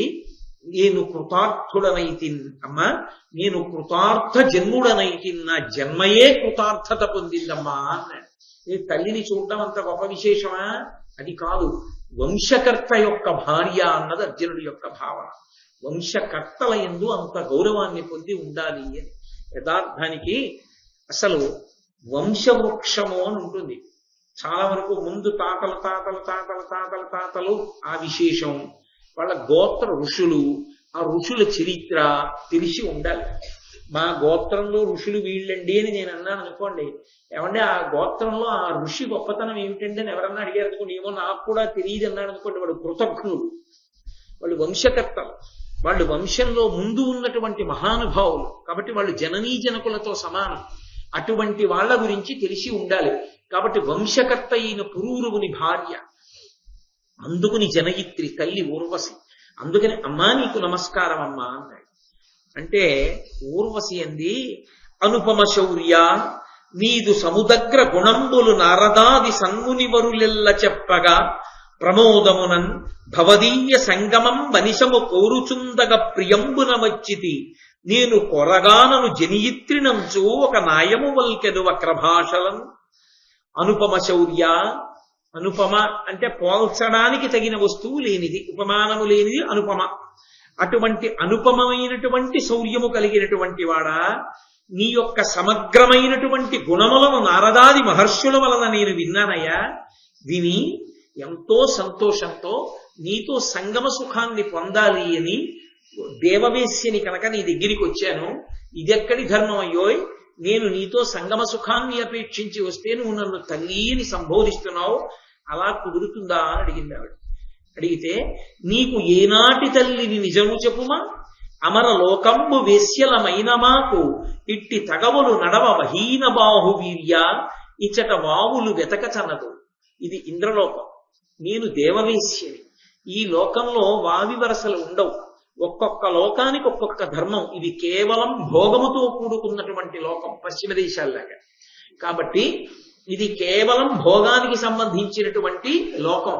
ఇక్కడ నేను దేవవేశ్యని, నేను నీకు తల్లిని. నీకు ఏనాటి తల్లిని నిజము చెప్పుమా, ఏనాడు నీకు తల్లినయ్యా నేను అసలు? నీ ఎలా అన్నావు అలా నేను అమ్మనని. అమర లోకంబు వేశ్యలమైన మాకు ఇట్టి తగబులు నడవ హీన బాహువీర్య. అపారమైనటువంటి భుజశౌర్యము కలిగినటువంటి వాడా, బల సంపత్తి కలిగిన వాడా, ఎందుకు నన్ను అమ్మా అని పిలిచావో ఏది చెప్పు? అర్జునుడు అన్నాడు, ఓహో ఇమ్మెయి ధర్మద్రోహోక్తులు పలుకతగుని దోసంబది కాదే. అమ్మా, నేను ధర్మం చెప్పలేదని అనుకుంటున్నావా తల్లి? మా వంశకర్త అయినటువంటి పురూరవునకు నువ్వు భార్యవి, ఆయనకి నువ్వు భార్యవి, నాకు తండ్రి అయినటువంటి దేవేంద్రుడి దగ్గర పరిచారికవి. ఆయన నీ నృత్యాన్ని చూస్తూ ఉంటారు, ఆయన దగ్గర నువ్వు వేశ్యవి. కనుక అమ్మా, నీవు నాకు తల్లివి కావా? నువ్వు నాకు తల్లివే అయినప్పుడు నేను నిన్ను వేరొక బుద్ధితో ఎలా చూడడం కుదురుతుందమ్మా? దోషభూయిష్టం కదా. క్షత్రియులకు దక్షిణ నాయకత్వం అనేటటువంటిది లోకంలో ఉన్నా, ఒకరికన్నా ఎక్కువ మంది భార్యల్ని స్వీకరించడం అలవాటు ఉన్నా, నీవు తల్లివమ్మా, నీతో నీవు ప్రతిపాదించినటువంటి విశేషాన్ని జరపడం పొసగదు, కాబట్టి నన్ను మన్నించు అన్నాడు. ఎలా అంటే, పురూరవుడు ఆయన ఇలా బుధులు అని నేను మొన్నటి రోజున మీకు సభాప్రభం చెప్తున్నప్పుడు చెప్పాను. ఆ పరమశివుని యొక్క పార్వతీదేవి కేళి జరుగుతున్న చోటికి వెళ్లి శాపాన్ని పొంది ఇలా ఐలవంశంబు అంటాడు కృష్ణ భగవానుడు. భూమి మీద ఉన్న వంశాలు చెప్తూ ఆడదానిగా మారిపోయాడు. మారిపోయి ఇలా అన్న పేరుతో తిరుగుతుంటే ఆయన బుధుడితో కలిపి సంగమ సుఖాన్ని పొందాడు ఆ ఇలాదేవి. ఆ ఇలా బుధుని యొక్క సంగమం వలన పురూరవుడు జన్మించాడు.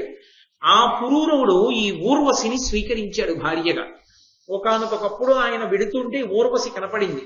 ఆమె ఎందు మరులు కొన్నవాడై ఈ ఊర్వశిని భార్యగా స్వీకరిస్తే ఆవిడ ఒక నియమం పెట్టింది, నేను నీతో ఉంటాను, కానీ ఎప్పుడైనా నువ్వు నాకు దిగంబరుడిగా కనపడితే మాత్రం నేను వెళ్ళిపోతాను స్మా. ఆయన అంగీకరించాడు. ఒకానొక నాడు ఆ ఊర్వశికి ఇంకా తన లోకానికి తాను వెళ్ళిపోవలసిన సమయం ఆసన్నమైపోయింది. ఆవిడ దగ్గర చిన్న చిన్న లేడి పిల్లలు ఉండేవి, ఎప్పుడు ఆవిడతోనే తిరుగుతుండేవి. ఆ పడక గదిలో ఆవిడ పక్కన ఉన్నాయి ఆ లేడి పిల్లలు. అవి ఉండగా ఒక గంధర్వుడు వచ్చి ప్రచ్ఛన్న రూపంలో ఈ లేడి పిల్లల్ని పట్టుకుపోతున్నాడు. ఆ లేడి పిల్లలు కానీ కనపడకుండా పోతే నిన్ను వదిలిపెట్టేస్తానన్నాడు. ఇంతటి చక్రవర్తిని నీ లేడి పిల్లలే రక్షించలేనా అన్నాడు. ఆ లేడి పిల్లల్ని పట్టుకుపోతుంటే ఊర్వశి వెళ్ళిపోతుందేమోనన్న తమకంతో ఒంటి మీద బట్ట లేదన్న విషయం చూసుకోకుండా పురూరవుడు పరిగెత్తాడు. నువ్వు నాకు దిగంబరుడిగా కనపడ్డావు కనుక నిన్ను విడిచిపెట్టేస్తున్నానని వెళ్ళిపోయింది ఊర్వశి. ఆ ఊర్వశి వెళ్ళిపోయిన తర్వాత అబ్బో దేవతల్ని ప్రార్థన చేశాడు, త్రేతాగ్నుల్ని సృష్టించాడు, తర్వాత మళ్ళీ ఊర్వశిని పొందాడు, ఆమె సంతానాన్ని పొందాడు. అదిగో అందులోంచి వచ్చింది చంద్రవంశంలో ఈ పాండవుల వంశం యొక్క ప్రారంభం కూడా. అందుకని నువ్వు మా వంశకర్త యొక్క భార్యవి, కాబట్టి నువ్వు నాకు తల్లివి. తల్లివైన దానివి ఇలా మాట్లాడచ్చా అమ్మా అని, ఓహో ఇమ్మి ఈ ధర్మ ద్రోహోక్తుల పలుకతగునే దోసంబది కాదే హరిహరి, మనమున తగ ఊహింపక నన్ను పలుకుటు చితమి నీకున్. అమ్మా ఇలా అనొచ్చా? అనకూడదు కదా. ఎంత ధర్మద్రోహముతో కూడుకున్న మాట మాట్లాడావమ్మా. హరిహరి అని చెవులు మూసుకుని, తప్పమ్మా అలా మాట్లాడకూడదు.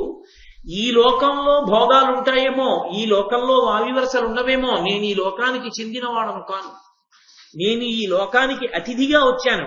అతిథిగా వచ్చినా నేను ఏ లోకానికి చెందినవాడిని? మర్త్యలోకానికి చెందినవాడిని. భూలోకం నుండి వచ్చాను, కానీ నేను భూలోకవాసిని. మాకు భూలోకంలో నియమము, నిష్ఠ, సదాచారము, కర్మము ఇవన్నీ ఉన్నాయి. ఉన్నప్పుడు ఆచార భ్రష్టులమై మేము జీవించకూడదమ్మా. నేను భూలోకవాసిని, నాకున్నాయి వావివరసలు, నీకు లేకపోవచ్చు, ఇంద్రలోకంలో ఉన్నావు కనుక. కాబట్టి నీవు ప్రతిపాదించిన విషయాన్ని అంగీకరించడం నాకు సాధ్యమయ్యే విషయం కాదు అన్నాడు. అంటే ఊర్వశి అంటే ఆచారకాండకు ఎంత ప్రాధాన్యతని చూపిస్తోందో భారతం మనకు అర్థం అవుతుంది. చాలా మంది ఒక మాట అంటుంటారు, ఎందుకండి మనసు స్వచ్ఛంగా ఉంటే చాలదా, ఎందుకు ఈ ఆచారాలు, ఈ మడి బట్టలు ఏమిటి, తడి బట్టలు ఏమిటి, ఎందుకు వచ్చిందంటారు. నేను మీతో ఒక మాట చెప్తాను, మనసు అంత తొందరగా నిగ్రహింపబడేది కాదు. స్నానం చేసి పూజ గదిలోకి వెళ్లే లోపల మనసు మారిపోతుంది, అది ఉద్వేగానికి లోనైపోతుంది. అలా వెళ్ళిపోతూ ఏదో ఇలా తల తిప్పి ఆ రోజు వచ్చినటువంటి న్యూస్ పేపర్లో హెడ్లైన్స్ చదివి అది మీకు ఇష్టమైంది కాకపోతే ఉద్వేగానికి వశులైపోతారు. ఉద్వేగానికి వశుడైతే ఊపిరి వేగాన్ని పుంజుకుంటుంది. ఊపిరి వేగాన్ని పుంజుకుంటే మనసు వేగంగా కదిలిపోతుంది. కదిలిపోతే ఇక ఉపచారం నడవదు, భగవంతుని యందు నిలబడదు. అందుకే మళ్ళీ ఔపచారిక స్నానం చేస్తారు. ఆపోయిష్టామయో భవస్థాన ఉజ్జీ విధాతన అంటూ మళ్ళీ నీళ్లు చల్లుకుని స్నానం చేస్తారు. అథవా పవిత్రో వా సర్వావస్థ అంగతోపి వా యస్మరేత్ పుండరీకాక్షం సమాహ్యాభ్యంతర శుచి పుండరీకాక్ష అంటూ మళ్ళీ నీళ్లు చల్లుకుని కూర్చుంటారు. ఎందుకని అంటే మనసుని నిలబెట్టడానికి. ఇక్కడ మనస్సుని నిలబెట్టడానికి సాధనంగా ఆచారం గ్రహింపబడింది. ఎందుకని అంటే మీరు ఏ పవిత్ర కార్యం మీద కూర్చుని ఉన్నారు అనేటటువంటి దాన్ని మీకు జ్ఞాపకం చేస్తూ ఉంటుంది ఆచారకాండ. ఆచారకాండ లేదనుకోండి, మనసు మీరు ఎందులో ఉన్నారన్న దాన్ని గుర్తు పెట్టుకోకుండా విశృంఖలంగా తిరుగుతుంది.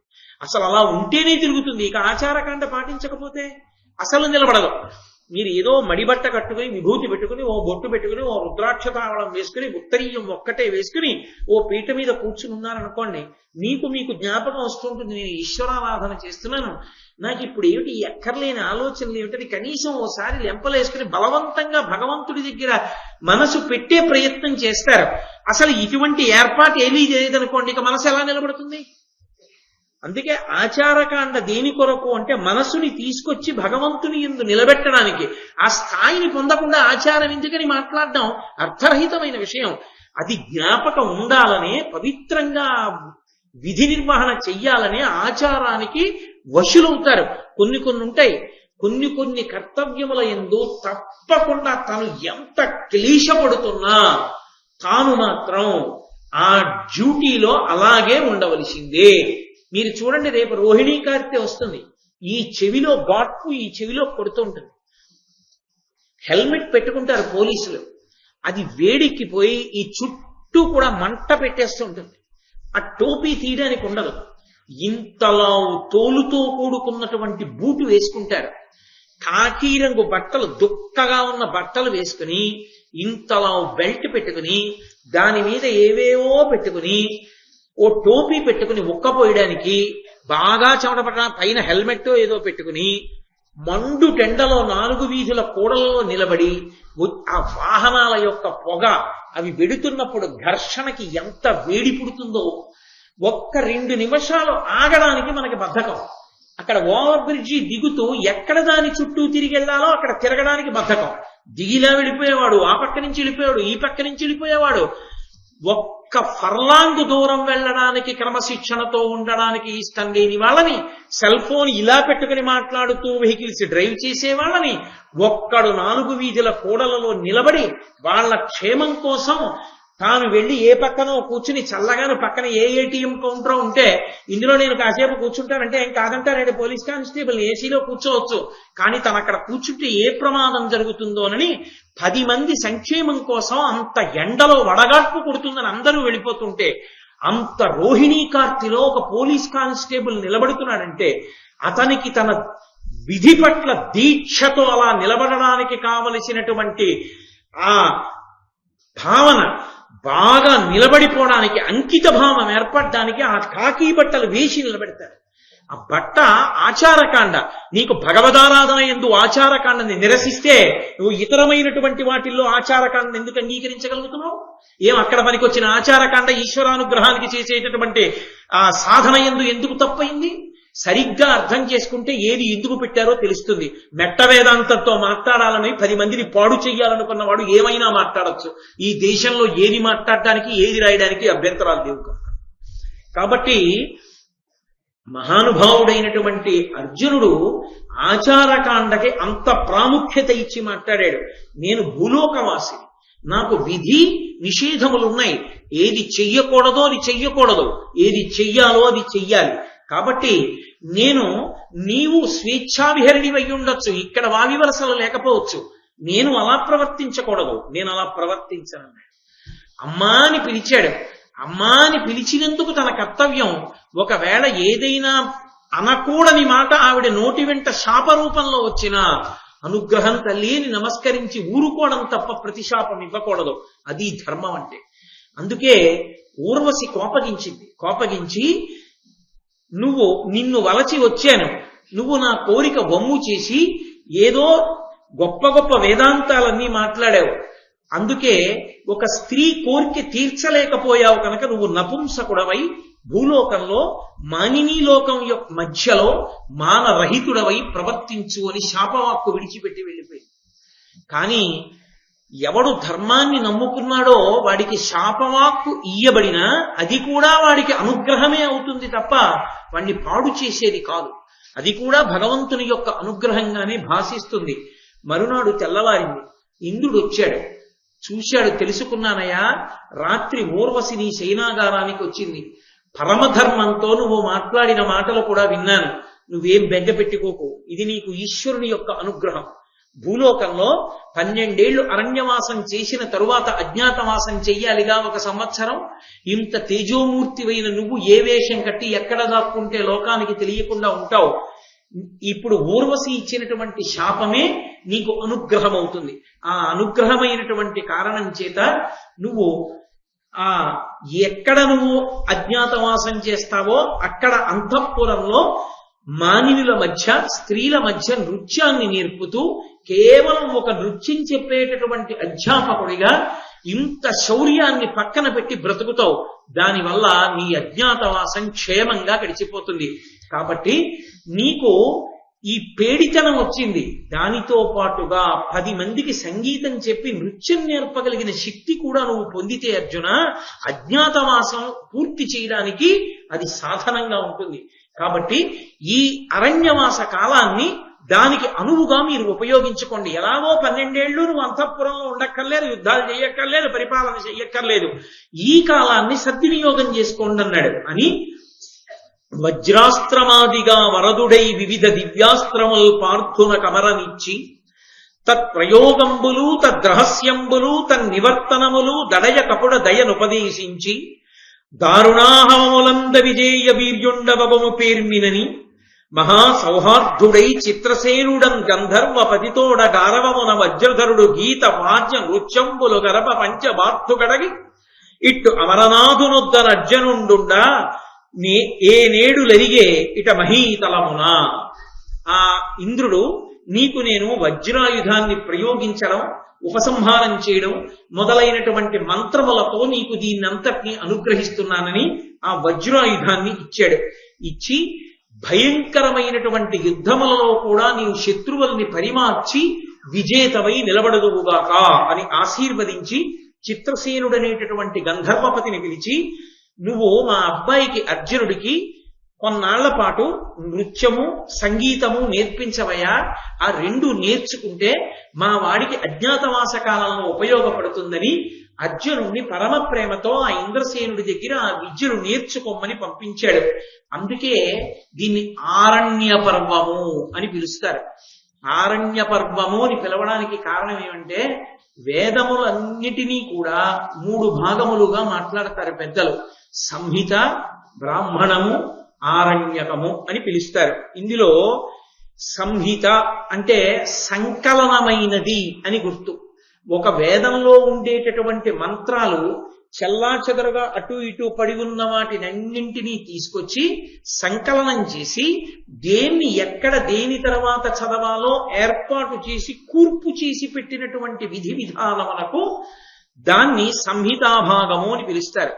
ఈ సంహితాభాగాన్ని వేదంలో మళ్ళీ తీసుకొచ్చి బ్రాహ్మణాలుగా మారుస్తారు. బ్రాహ్మణాలుగా మార్చడము అంటే ఒక్కొక్కరికి ఒక్కొక్క కోరిక ఉంటుంది. ఒకడు సంతానాన్ని పొందాలనుకుంటాడు, ఒకడు యుక్తమైనటువంటి యువతిని వివాహం చేసుకోవాలనుకుంటాడు, లేక ఒక ఆడపిల్లకి మంచి వరుడు కావాలని కోరుకుంటుంది, కొంతమందికి ఐశ్వర్యం కావాలని కోరుకుంటుంది, కొంతమందికి ఇల్లు కట్టుకోవాలని కోరుకుంటుంది. ఏ కోరిక కలిగినప్పుడు ఏ దేవతని ఎలా ఉపాసన చెయ్యాలో, హోమం ఎలా చెయ్యాలో, అందులోకి హవిస్సు ఎలా ఇవ్వాలో, ఏ లఘుగాయత్రితోటి స్వాహాకారాన్ని కలపాలో, బ్రహ్మస్థానంలో ఉన్నటువంటి వ్యక్తి యజ్ఞ నిర్వహణ యందు ఆ హోమ ప్రక్రియ యందు ఎటువంటి జాగ్రత్త తీసుకోవలసి ఉంటుందో ఈ విధి విధానాన్నంతటినీ చెప్పి మంత్రాన్ని హోమ ప్రక్రియగా మార్చి అందులో అనుసంధానం చేసినటువంటి మంత్రముల చేత ప్రీతి పొందిన దేవతల యొక్క అనుగ్రహము చేత ఆ యజమానుల యొక్క కామ్యములను తీర్చడానికి వీలుగా సంహిత యందున్నటువంటి మంత్రభాగాన్ని ఆరాధనా ప్రక్రియగా మార్చినటువంటి విధి విధానములకు బ్రాహ్మణములని పేరు. వాటిని బ్రాహ్మణాలు అని పిలుస్తారు. మూడవది ఉంటుంది, వాటిని ఆరణ్యకములు అంటారు. ఆరణ్యకములు అసలు యజ్ఞం ఎందుకు చెయ్యాలి, యాగం ఎందుకు చెయ్యాలి, హోమ ప్రక్రియ ఇలా ఎందుకుంటుంది, వేదంలో మంత్రభాగం అలా ఎందుకుంటుంది, వేదంలో ఎక్కడెక్కడ ఏ ఏ మంత్రాలు ఉంటాయి, ఈ మంత్రాల వెనక ఉండే తాత్పర్యం ఏంటి, దీన్ని బాహ్యంలో కర్మాచరణకి ఉపయోగించినట్టుగా లోపల జ్ఞానావిర్భావము కొరకు ఎలా ఉపయోగించవచ్చు, వీటి తాత్పర్యం ఏమిటి, వీటి తాత్పర్యం ఎలా లోపల మననం చెయ్యాలి అని ప్రశాంతంగా ఏకాంతంగా ఉండడానికి అనువైనటువంటి ప్రదేశాన్ని ఎంచుకుని అక్కడ కూర్చుని వీటినన్నింటినీ కూడా పవిత్రమై తానుండి శౌచముతో ధ్యానము చేసి జ్ఞానమును పొందడానికి వీలైనటువంటి స్థితిని పొందడానికి యోగ్యమైన ప్రక్రియను అందించేటటువంటి స్థితికి ఆరణ్యకమని పేరు. దాని చేత దేవతానుగ్రహం కలుగుతుంది. ఎక్కడ కలిగింది? అరణ్యకాండ, అరణ్య పర్వము అని పేరు. వనపర్వము అని సంస్కృతంలో పిలుస్తూ ఉంటారు. అదే ఆరణ్య పర్వం అయింది. ఎందుకయింది ఆరణ్య పర్వం? అరణ్యంలో ప్రవేశించింది మొదలు గంగానది ఒడ్డుకి వెళ్ళగానే నిత్యాగ్నిహోత్రీకులైనటువంటి వారు నిరంతరము వేదపఠనం చేసేటటువంటి కొన్ని వేల మంది బ్రాహ్మణులు ధర్మరాజు గారితో అరణ్యంలోకి వస్తానన్నారు. వాళ్ళందరికీ అన్నం పెట్టడం కోసం అన్నదాత అయినటువంటి ఆదిత్యుడి యొక్క అనుగ్రహాన్ని పొంది అక్షయ పాత్రని పొంది దానితో ఇన్ని వేల మంది బ్రాహ్మణులకు అన్నం పెడుతున్నారు. నియమం ఏమిటి? బ్రహ్మచర్యాన్ని పాటిస్తూ కృష్ణాజినాన్ని కట్టుకుని కందమూలాలు తింటూ వాళ్ళు అరణ్యంలో ఉండాలి. పరమ సాత్వికమైనటువంటి ముని వృత్తిలో సాత్వికాహారం తింటూ రాజసమైనటువంటి గుణాలకి దూరంగా, అందుకే దానికి ఆరణ్యకములని పేరు. ఎక్కడో అరణ్యంలో ఏకాంత ప్రదేశంలో కూర్చుని ధ్యానం చేసి చింతన చెయ్యవలసినటువంటి విషయాల్ని పరమేశ్వరుడి అనుగ్రహంగా తమంత తాముగా వచ్చిన కొన్ని వేల మంది నిత్యాగ్నిహోత్రీకులైన బ్రాహ్మణులు వాళ్ళు ఉత్తినే కూర్చుంటారా? ప్రతిరోజు వేదాల్లోంచి మంత్రాలు చదువుతుంటే ధర్మరాజాదులు కూర్చుని ప్రశాంతంగా ఇంకొక పని లేదు కనుక ఈ మంత్రాలకు అర్థం ఏమిటి, ఈ హోమ ప్రక్రియకి అర్థం ఏమిటి, దీని వెనక ఉన్న తాత్పర్యం ఏమిటి, అదే వింటూ అదే ఆలోచిస్తూ దాని గురించే ధ్యానం చేస్తున్నారు. దాని గురించి ధ్యానం చేసి తెలుసుకున్నంత మాత్రం చేత దేవతల యొక్క అనుగ్రహం కలుగుతుంది. అలా అనుగ్రహం కలిగినటువంటి కారణం చేత ఎవరికి ఏది అవసరమో అది సమకూరుతుంది. అందుకే ఆ ఆరణ్య పర్వంలోకి ప్రవేశించినదాదిగా ధర్మరాజు గారికి సూర్య భగవానుడి వల్ల అక్షయ పాత్ర వచ్చింది. అర్జునుడికి పరమశివ దర్శనమైంది, పాశుపతాస్త్రం వచ్చింది. యమధర్మరాజు గారి దర్శనమైంది, వరుణుడి దర్శనమైంది, అలాగే ఇంద్రుని యొక్క దర్శనమైంది, వరుణుడి దర్శనమైంది. వీళ్ళందరూ కూడా అనేకమైన అస్త్రములు ఇచ్చారు. ఏకంగా రథమెక్కి అమరావతికి వెళ్ళాడు, స్వర్గలోక దర్శనమైంది. ఇంద్రుడితో కలిసి అర్ధసింహాసనం మీద కూర్చున్నాడు. శాపం కూడా వరంగా పరిణమించింది. తదనంతరము వజ్రాయుధం అనబడేటటువంటి ఆయుధం కూడా తనకి దక్కింది, అస్త్రం దక్కింది. ఇది కాక అజ్ఞాతమాసం గడపడానికి వీలైనటువంటి రీతిలో కావలసినటువంటి నృత్య సంగీత విద్యలు చిత్రసేనుడు అనబడేటటువంటి గంధర్వుడి యొక్క అనుగ్రహం చేత లభిస్తున్నాయి. ఇవన్నీ రాజ్య పరిపాలన చేస్తుంటే అర్జునుడు నాట్యం నేర్చుకుంటూ సంగీతం నేర్చుకుంటూ కూర్చోగలడా? కూర్చోలేడు. ఆపద గట్టెక్కడానికి ఏది ఏది అవసరమో అవన్నీ దేవతానుగ్రహంగా సమకూడుతున్నాయి. అందుకని ఇది ఆరణ్య పర్వమై. కాబట్టి ఆరణ్య పర్వాన్ని వనపర్వాన్ని చదువుకోవడం అంటే వీళ్ళు ఏ అనుగ్రహాలు పొందుతున్నారో అది చదువుకున్న వాళ్ళు, అది విన్నవాళ్ళు కూడా అదే అనుగ్రహాన్ని పొందుతారు. అందుకు మహాభారతం చెప్పుకోవడం, మహాభారతం చదవడం, దేవాలయాల్లో మహాభారతం చెప్పడం అనేటటువంటిది విశేష ప్రక్రియగా ఎందుకు వచ్చిందంటే ఎక్కడ మహాభారతం చెప్పబడుతోందో అక్కడికి దేవతలందరూ వస్తారు. నేను చెప్తున్న మాట కాదది, పరమాచార్య వంటి మహాపురుషులు చెప్పిన మాట. దేవతలందరూ వస్తారు. వాళ్ళందరూ ఒక విశేషమైన పని చేసి వెళ్ళిపోతారు. ఎవరు మూల విరాట్ ఉంటారో వారి యందు తమ అనుగ్రహాన్ని నిక్షేపించి వెళ్ళిపోతారు. ఈ దేవాలయానికి తరువాతి కాలంలో వస్తారు భక్తులు. వాళ్ళ కోరికలు తీర్చమని దేవతానుగ్రహం అయ్యప్ప యందు నిక్షిప్తమవుతుంది. ఆ తర్వాత ఎవరు ఏ కోరికతో వచ్చినా వారికి కావలసిన అనుగ్రహం ఆయన నుండి ప్రసరణమవుతుంది. కాబట్టి కేవల మహాభారత ప్రవచనం చేత పఠనం చేత దేవతామూర్తులే శక్తివంతులవుతారంటే ఇక మనుష్యులు మహాభారతం వినకపోతే మహాభారతం చదవకపోతే ఆ జీవితానికి అర్థమే ఉంటుంది. అందుకని ఆరణ్య పర్వం అంత శక్తివంతమైంది. కాబట్టి ఇలా నడుస్తుండగా స్వర్గలోకంలో ఆయన గడిపినటువంటి కాలం ఈ భూలోకంలో 5 సంవత్సరములకు సమానం. అప్పటికి 5 ఏళ్ళైపోయింది అర్జునుడు వెళ్ళి.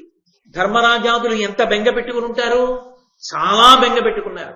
ఇలా ఉండగా ఒక రోజున రోమశ మహర్షి అనబడేటటువంటి మహర్షి ఇంద్రలోకానికి అమరావతి నగరానికి వచ్చి ఆ ఇంద్ర సభాప్రవేశం చేసి ఆ ఇంద్రుని యొక్క అర్ధసింహాసనం మీద కూర్చుని ఉన్నటువంటి అర్జునుణ్ణి చూసి, ఏమయ్యా ఆయన ఎవరు, అర్ధసింహాసనం మీద కూర్చున్నాడు, ఇన్ని మాటలు ఇంద్రలోకానికి వచ్చాను కానీ ఇంత గొప్ప సత్కారాన్ని పొందిన వ్యక్తిని నేను చూడలేదు, నాకు ఆ విశేషం ఏమిటో చెప్పమన్నాడు. అంటే ఇంద్రుడు ఆయన ఆదిముని అర్జునుడిగా ఉన్నాడు, నా కుమారుడు ధర్మ సంస్థాపనార్థమని తగిన అస్త్ర సంపత్తిని పొందడానికి హిమవత్ పర్వతం మీద ఇంద్రకీలాద్రి మీద తపస్సు చేసి పరమశివుని యొక్క దర్శనాన్ని అనుగ్రహాన్ని పొందితే ఇతర దేవతలు అనుగ్రహిస్తే అమరావతికి ఆహ్వానించి తీసుకొచ్చి అర్ధసింహాసనం ఇచ్చి గౌరవించారని ఆ విశేషాలన్నీ చెప్పి అర్జునుడి వచ్చి 5 సంవత్సరాలు అయిపోయింది. ధర్మరాజాదులు బెంగ పెట్టుకుని ఉంటారు. నువ్వు తరచు తీర్థయాత్ర చేస్తూ ఉంటావు కాబట్టి నువ్వు భూలోకానికి వెళ్ళి ధర్మరాజాదులకు అర్జునుడి యొక్క క్షేమవార్త తెలిపి అతను సమస్త అస్త్రశక్తులను పొందాడు అనేటటువంటి శుభవార్త చెప్పి ధర్మరాజుకి చిత్తశాంతి కలగడానికి తీర్థయాత్రకి తీసుకెళ్ళు అని చెప్పాడు. తప్పకుండా నేను ఈ ఉపకారం చేస్తానని రోమశ మహర్షి బయలుదేరారు.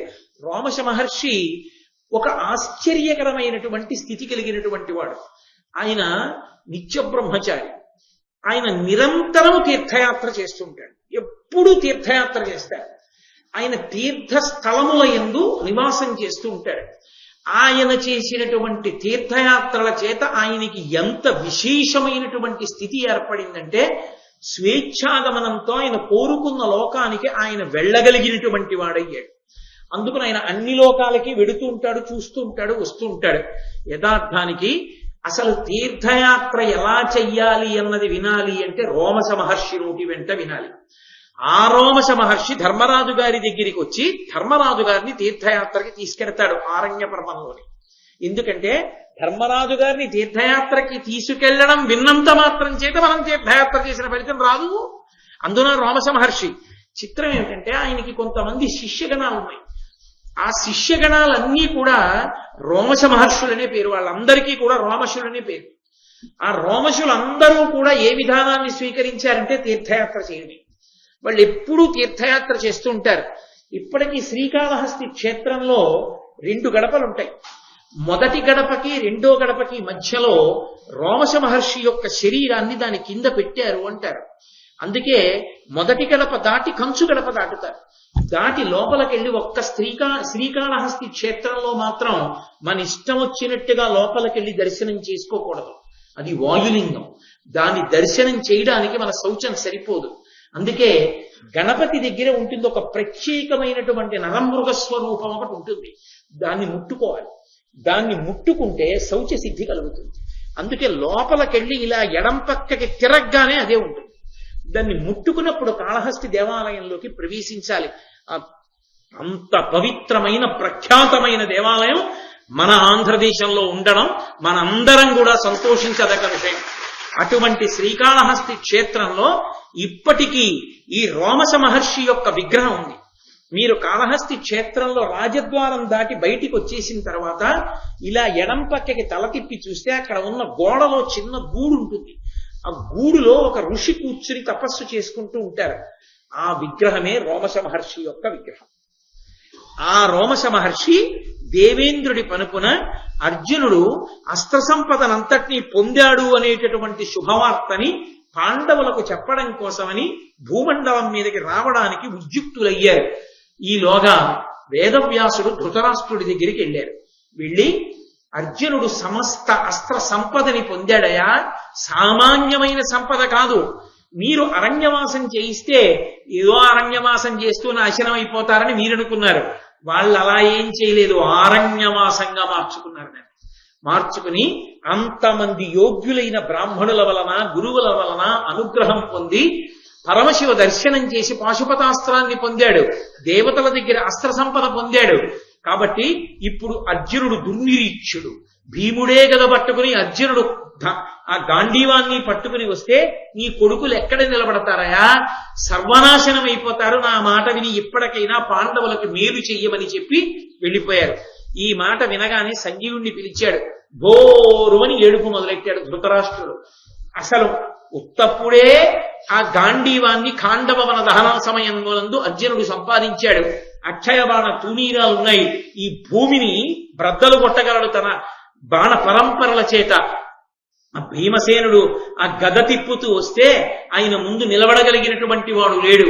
దానికి తోడుగా ఇప్పుడు ప్రత్యేకంగా ఇంత గొప్పవాడై అర్జునుడు తిరిగి వస్తున్నాడు. ఇక నా కొడుకుల జీవితం ఎలా ఉంటుందో అని ఏడుపు మొదలెట్టాడు. అంతేకాని వాళ్ళంత ధర్మాత్ములు ఇప్పటికైనా బుద్ధి మార్చుకుంటారన్న మాట మాత్రం అన్నాడు.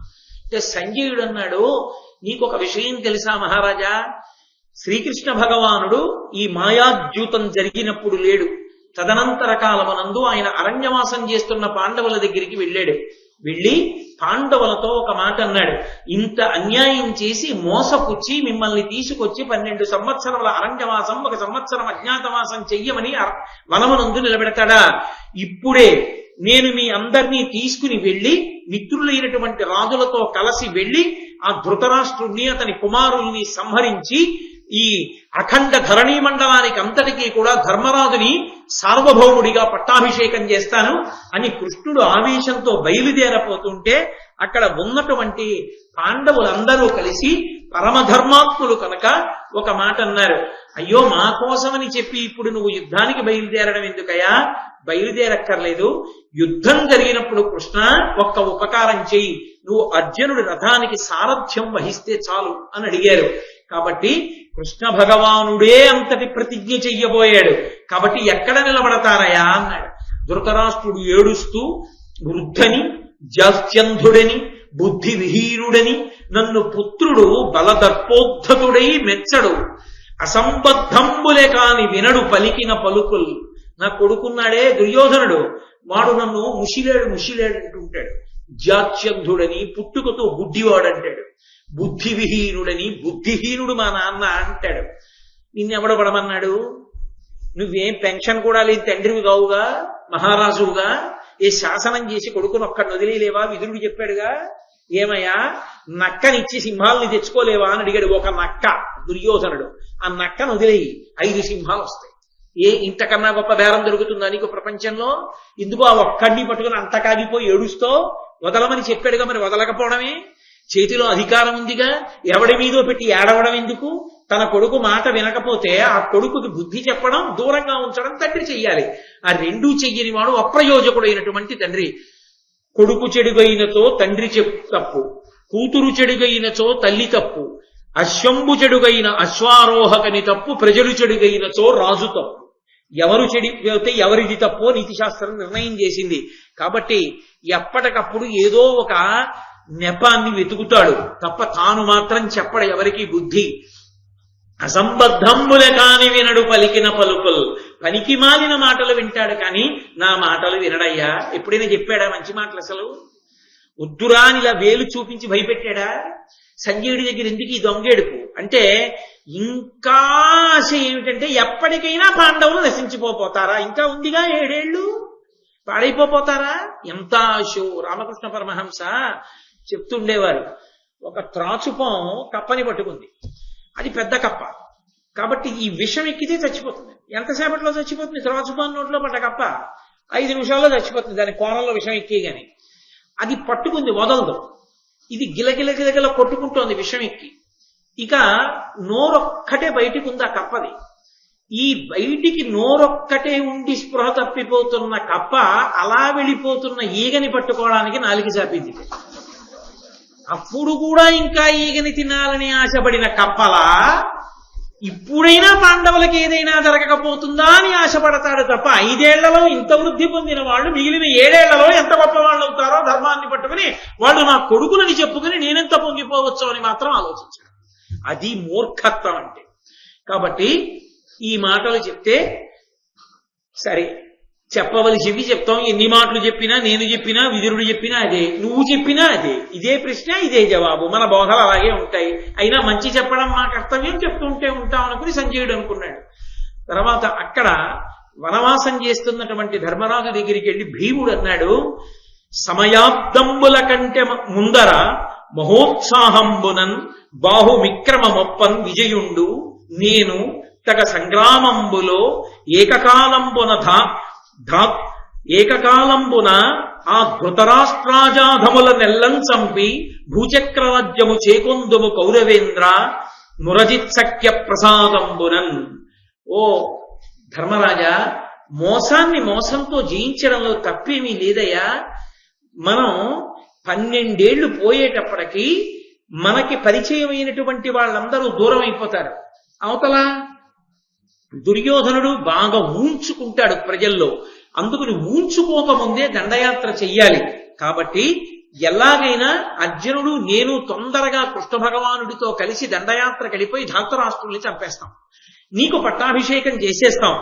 ఒకవేళ 12 ఏళ్ల అరణ్యవాసం 1 సంవత్సరం అజ్ఞాతవాసం చెయ్యకుండా బయటికి వస్తే సభలో పెద్దలైన వారితో కలిసి సత్యభంగం చేసిన నేను కూర్చోడానికి అర్హత కోల్పోతానని మనసులో ఏమైనా దిగులు పెట్టుకున్నవాడు నువ్వైతే నేను ఒక మార్గం చెప్తాను విను. నేను నలుగురం వెళ్ళిపోతాం, వెళ్ళిపోయి వాళ్ళని చంపేసి రాజ్యం అంతా సిద్ధం చేసేస్తాం. నువ్వు చేసి వచ్చేయి 13 ఏళ్ళు. 12 ఏళ్ల అరణ్యవాసం 1 సంవత్సరం అజ్ఞాతవాసం నువ్వు చెయ్యి. పెద్దవాడివి కనుక, ధర్మాత్ముడివి కనుక చేసిరా. రాగానే నీకు పట్టం నీకే కడతాం, నువ్వే సార్వభౌముడవు. కానీ ఈ లోపల మేము అక్కడ తెలియచేస్తామంటే పగని అణుచుకోలేడు. వాళ్ళు పెట్టినటువంటి కష్టాలు మనసుని గుచ్చినప్పుడల్లా అన్నయ్య అనుమతిస్తే కొట్టేయడమే అనుకుంటుంటాడు. అంత ఆ ఉద్రేకం భీమసేనుడిది. కాబట్టి ధర్మరాజు గారికి తెలుసు దేన్ని ఎలా చల్లార్చాలో బాగా తెలుసున్నటువంటి ప్రజ్ఞాశాలి. అందుకు కదూ తిక్కన గారు మెత్తని పులిని పిలిచాడు. వెంటనే భీమసేనుణ్ణి గట్టిగా కౌగిలించుకుని దగ్గరికి తీసుకుని మూర్ఖుని అంటే బ్రహ్మస్థానమునందు ముద్దు పెట్టుకున్నాడు. ముద్దు పెట్టుకుని గట్టిగా కౌగిలించుకుని తొడ మీద కూర్చోబెట్టుకుని, తమ్ముడా ఎంత గొప్పగా మాట్లాడావురా, ఎంత ప్రేమరా నీది, ఎంత ఆలోచనరా, ఇన్ని తిరిగితేటలతో మాట్లాడావురా. కానీ నాన్న నేను ఒక్క మాట చెప్తాను విను. అనలునకు గాట్టు తోడైన ఎట్టు ఇంద్ర తనయునకు నీవు తోడైన దడయ కాజి బోరి రిపులకు బ్రతకంగమోల అయినా అనగా ఇది కోపమునకు అనవసరంబు. గాలికి మంట తోడైతే రెండూ కలిపి ఎలా కాల్చేస్తాయో అలా అర్జునుడు నువ్వు తోడైతే నిలబడతారా? ధాతరాష్ట్రులో నిలబడలేరు, మీరిద్దరూ కలిపి కొట్టేయగలరు, అందులో సందేహమేం లేదు. కానీ నాన్న ఇది కోపం తెచ్చుకోవడానికి సమయం కాదు. నేను చెప్తాను కదూ సమయం ఎప్పుడో. ఉద్రేకపడిన భీమసేనుణ్ణి ఎప్పటికప్పుడు ధర్మం కోసం ఆప్ చేస్తుంటాడు. అయితే ఇంత ఉద్రేకం ఉన్న భీమసేనుడి దగ్గర ఒక గొప్ప లక్షణం ఉంది.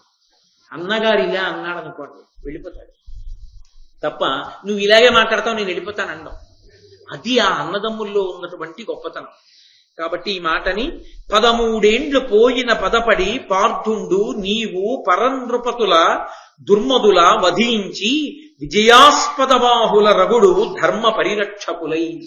13 ఏళ్లు పూర్తయిపోనిపరా, పూర్తయిపోగానే నువ్వు కోరుకున్నట్టే నువ్వు అర్జునుడు కలిసి ఆ ధార్తరాష్ట్రుల మీదకి యుద్ధానికి వెళ్ళి వాళ్ళనే కాదు అధర్మమునకు వంత పాడుతూ నిలబడినటువంటి సమస్త రాజన్యులను సంహరించి ధర్మానికి పట్టాభిషేకం చేద్దురుగాని. ఆనాడు గెలిచిన చేతులతో మీరు తిరిగొస్తుంటే ఆ సంహారం చేసి వస్తున్న మీ చేతుల్ని చూసి నేను మురిసిపోతాను రా అన్నాడు. ఏదో ఉత్సాహపరిచాడు కదూ, సంతోషపడిపోయి భీమసేనుడు ఊరుకున్నాడు. అక్కడితో ఇవాల్టి నా ఉపన్యాసాన్ని అందరూ శుభప్రదంగా మంగళప్రదంగా ఉన్నారు అన్న చోట ఆపు చేస్తాను. ఎందుకంటే నేను ఒక్క అడుగు ముందుకేస్తే అద్భుతమైనటువంటి నలోపాఖ్యానం వచ్చేస్తుంది. ఇందులో కొన్ని ఘట్టాలకి ఫలశ్రుతి చెప్పారు నన్నయ్య గారు. ఈ ఘట్టాల్ని విన్నంత మాత్రం చేత మనసు చల్లబడుతుంది. భగవంతుని యొక్క అనుగ్రహంతో ఎప్పటి నుండో కరుకు తేరి నిలబడిపోయిన సమస్యలకి పరిష్కారాలు దొరుకుతాయి దేవతానుగ్రహంతో. ఒక్క ఆరణ్య పర్వమే అంత గొప్పది. విరాట పర్వం ఎంత గొప్పదో ఆరణ్య పర్వం అంత గొప్పది. అంతమంది ఋషులు, అంతమంది దేవతల గురించి ఆ చర్చ వస్తూ ఉంటుంది. కాబట్టి రేపటి రోజు మళ్ళీ సాయంకాలం 6:30 కలుసుకుని కృష్ణ భగవానుడు పలికించినంత మేర పలికి మీరు విని ధన్యులవుదాం. మంగళాశాసనపరైః మదాచార్య పురోగమైః సర్వైశ్చ పూర్వైరాచార్యైః సత్కృతాయాస్తు మంగళం.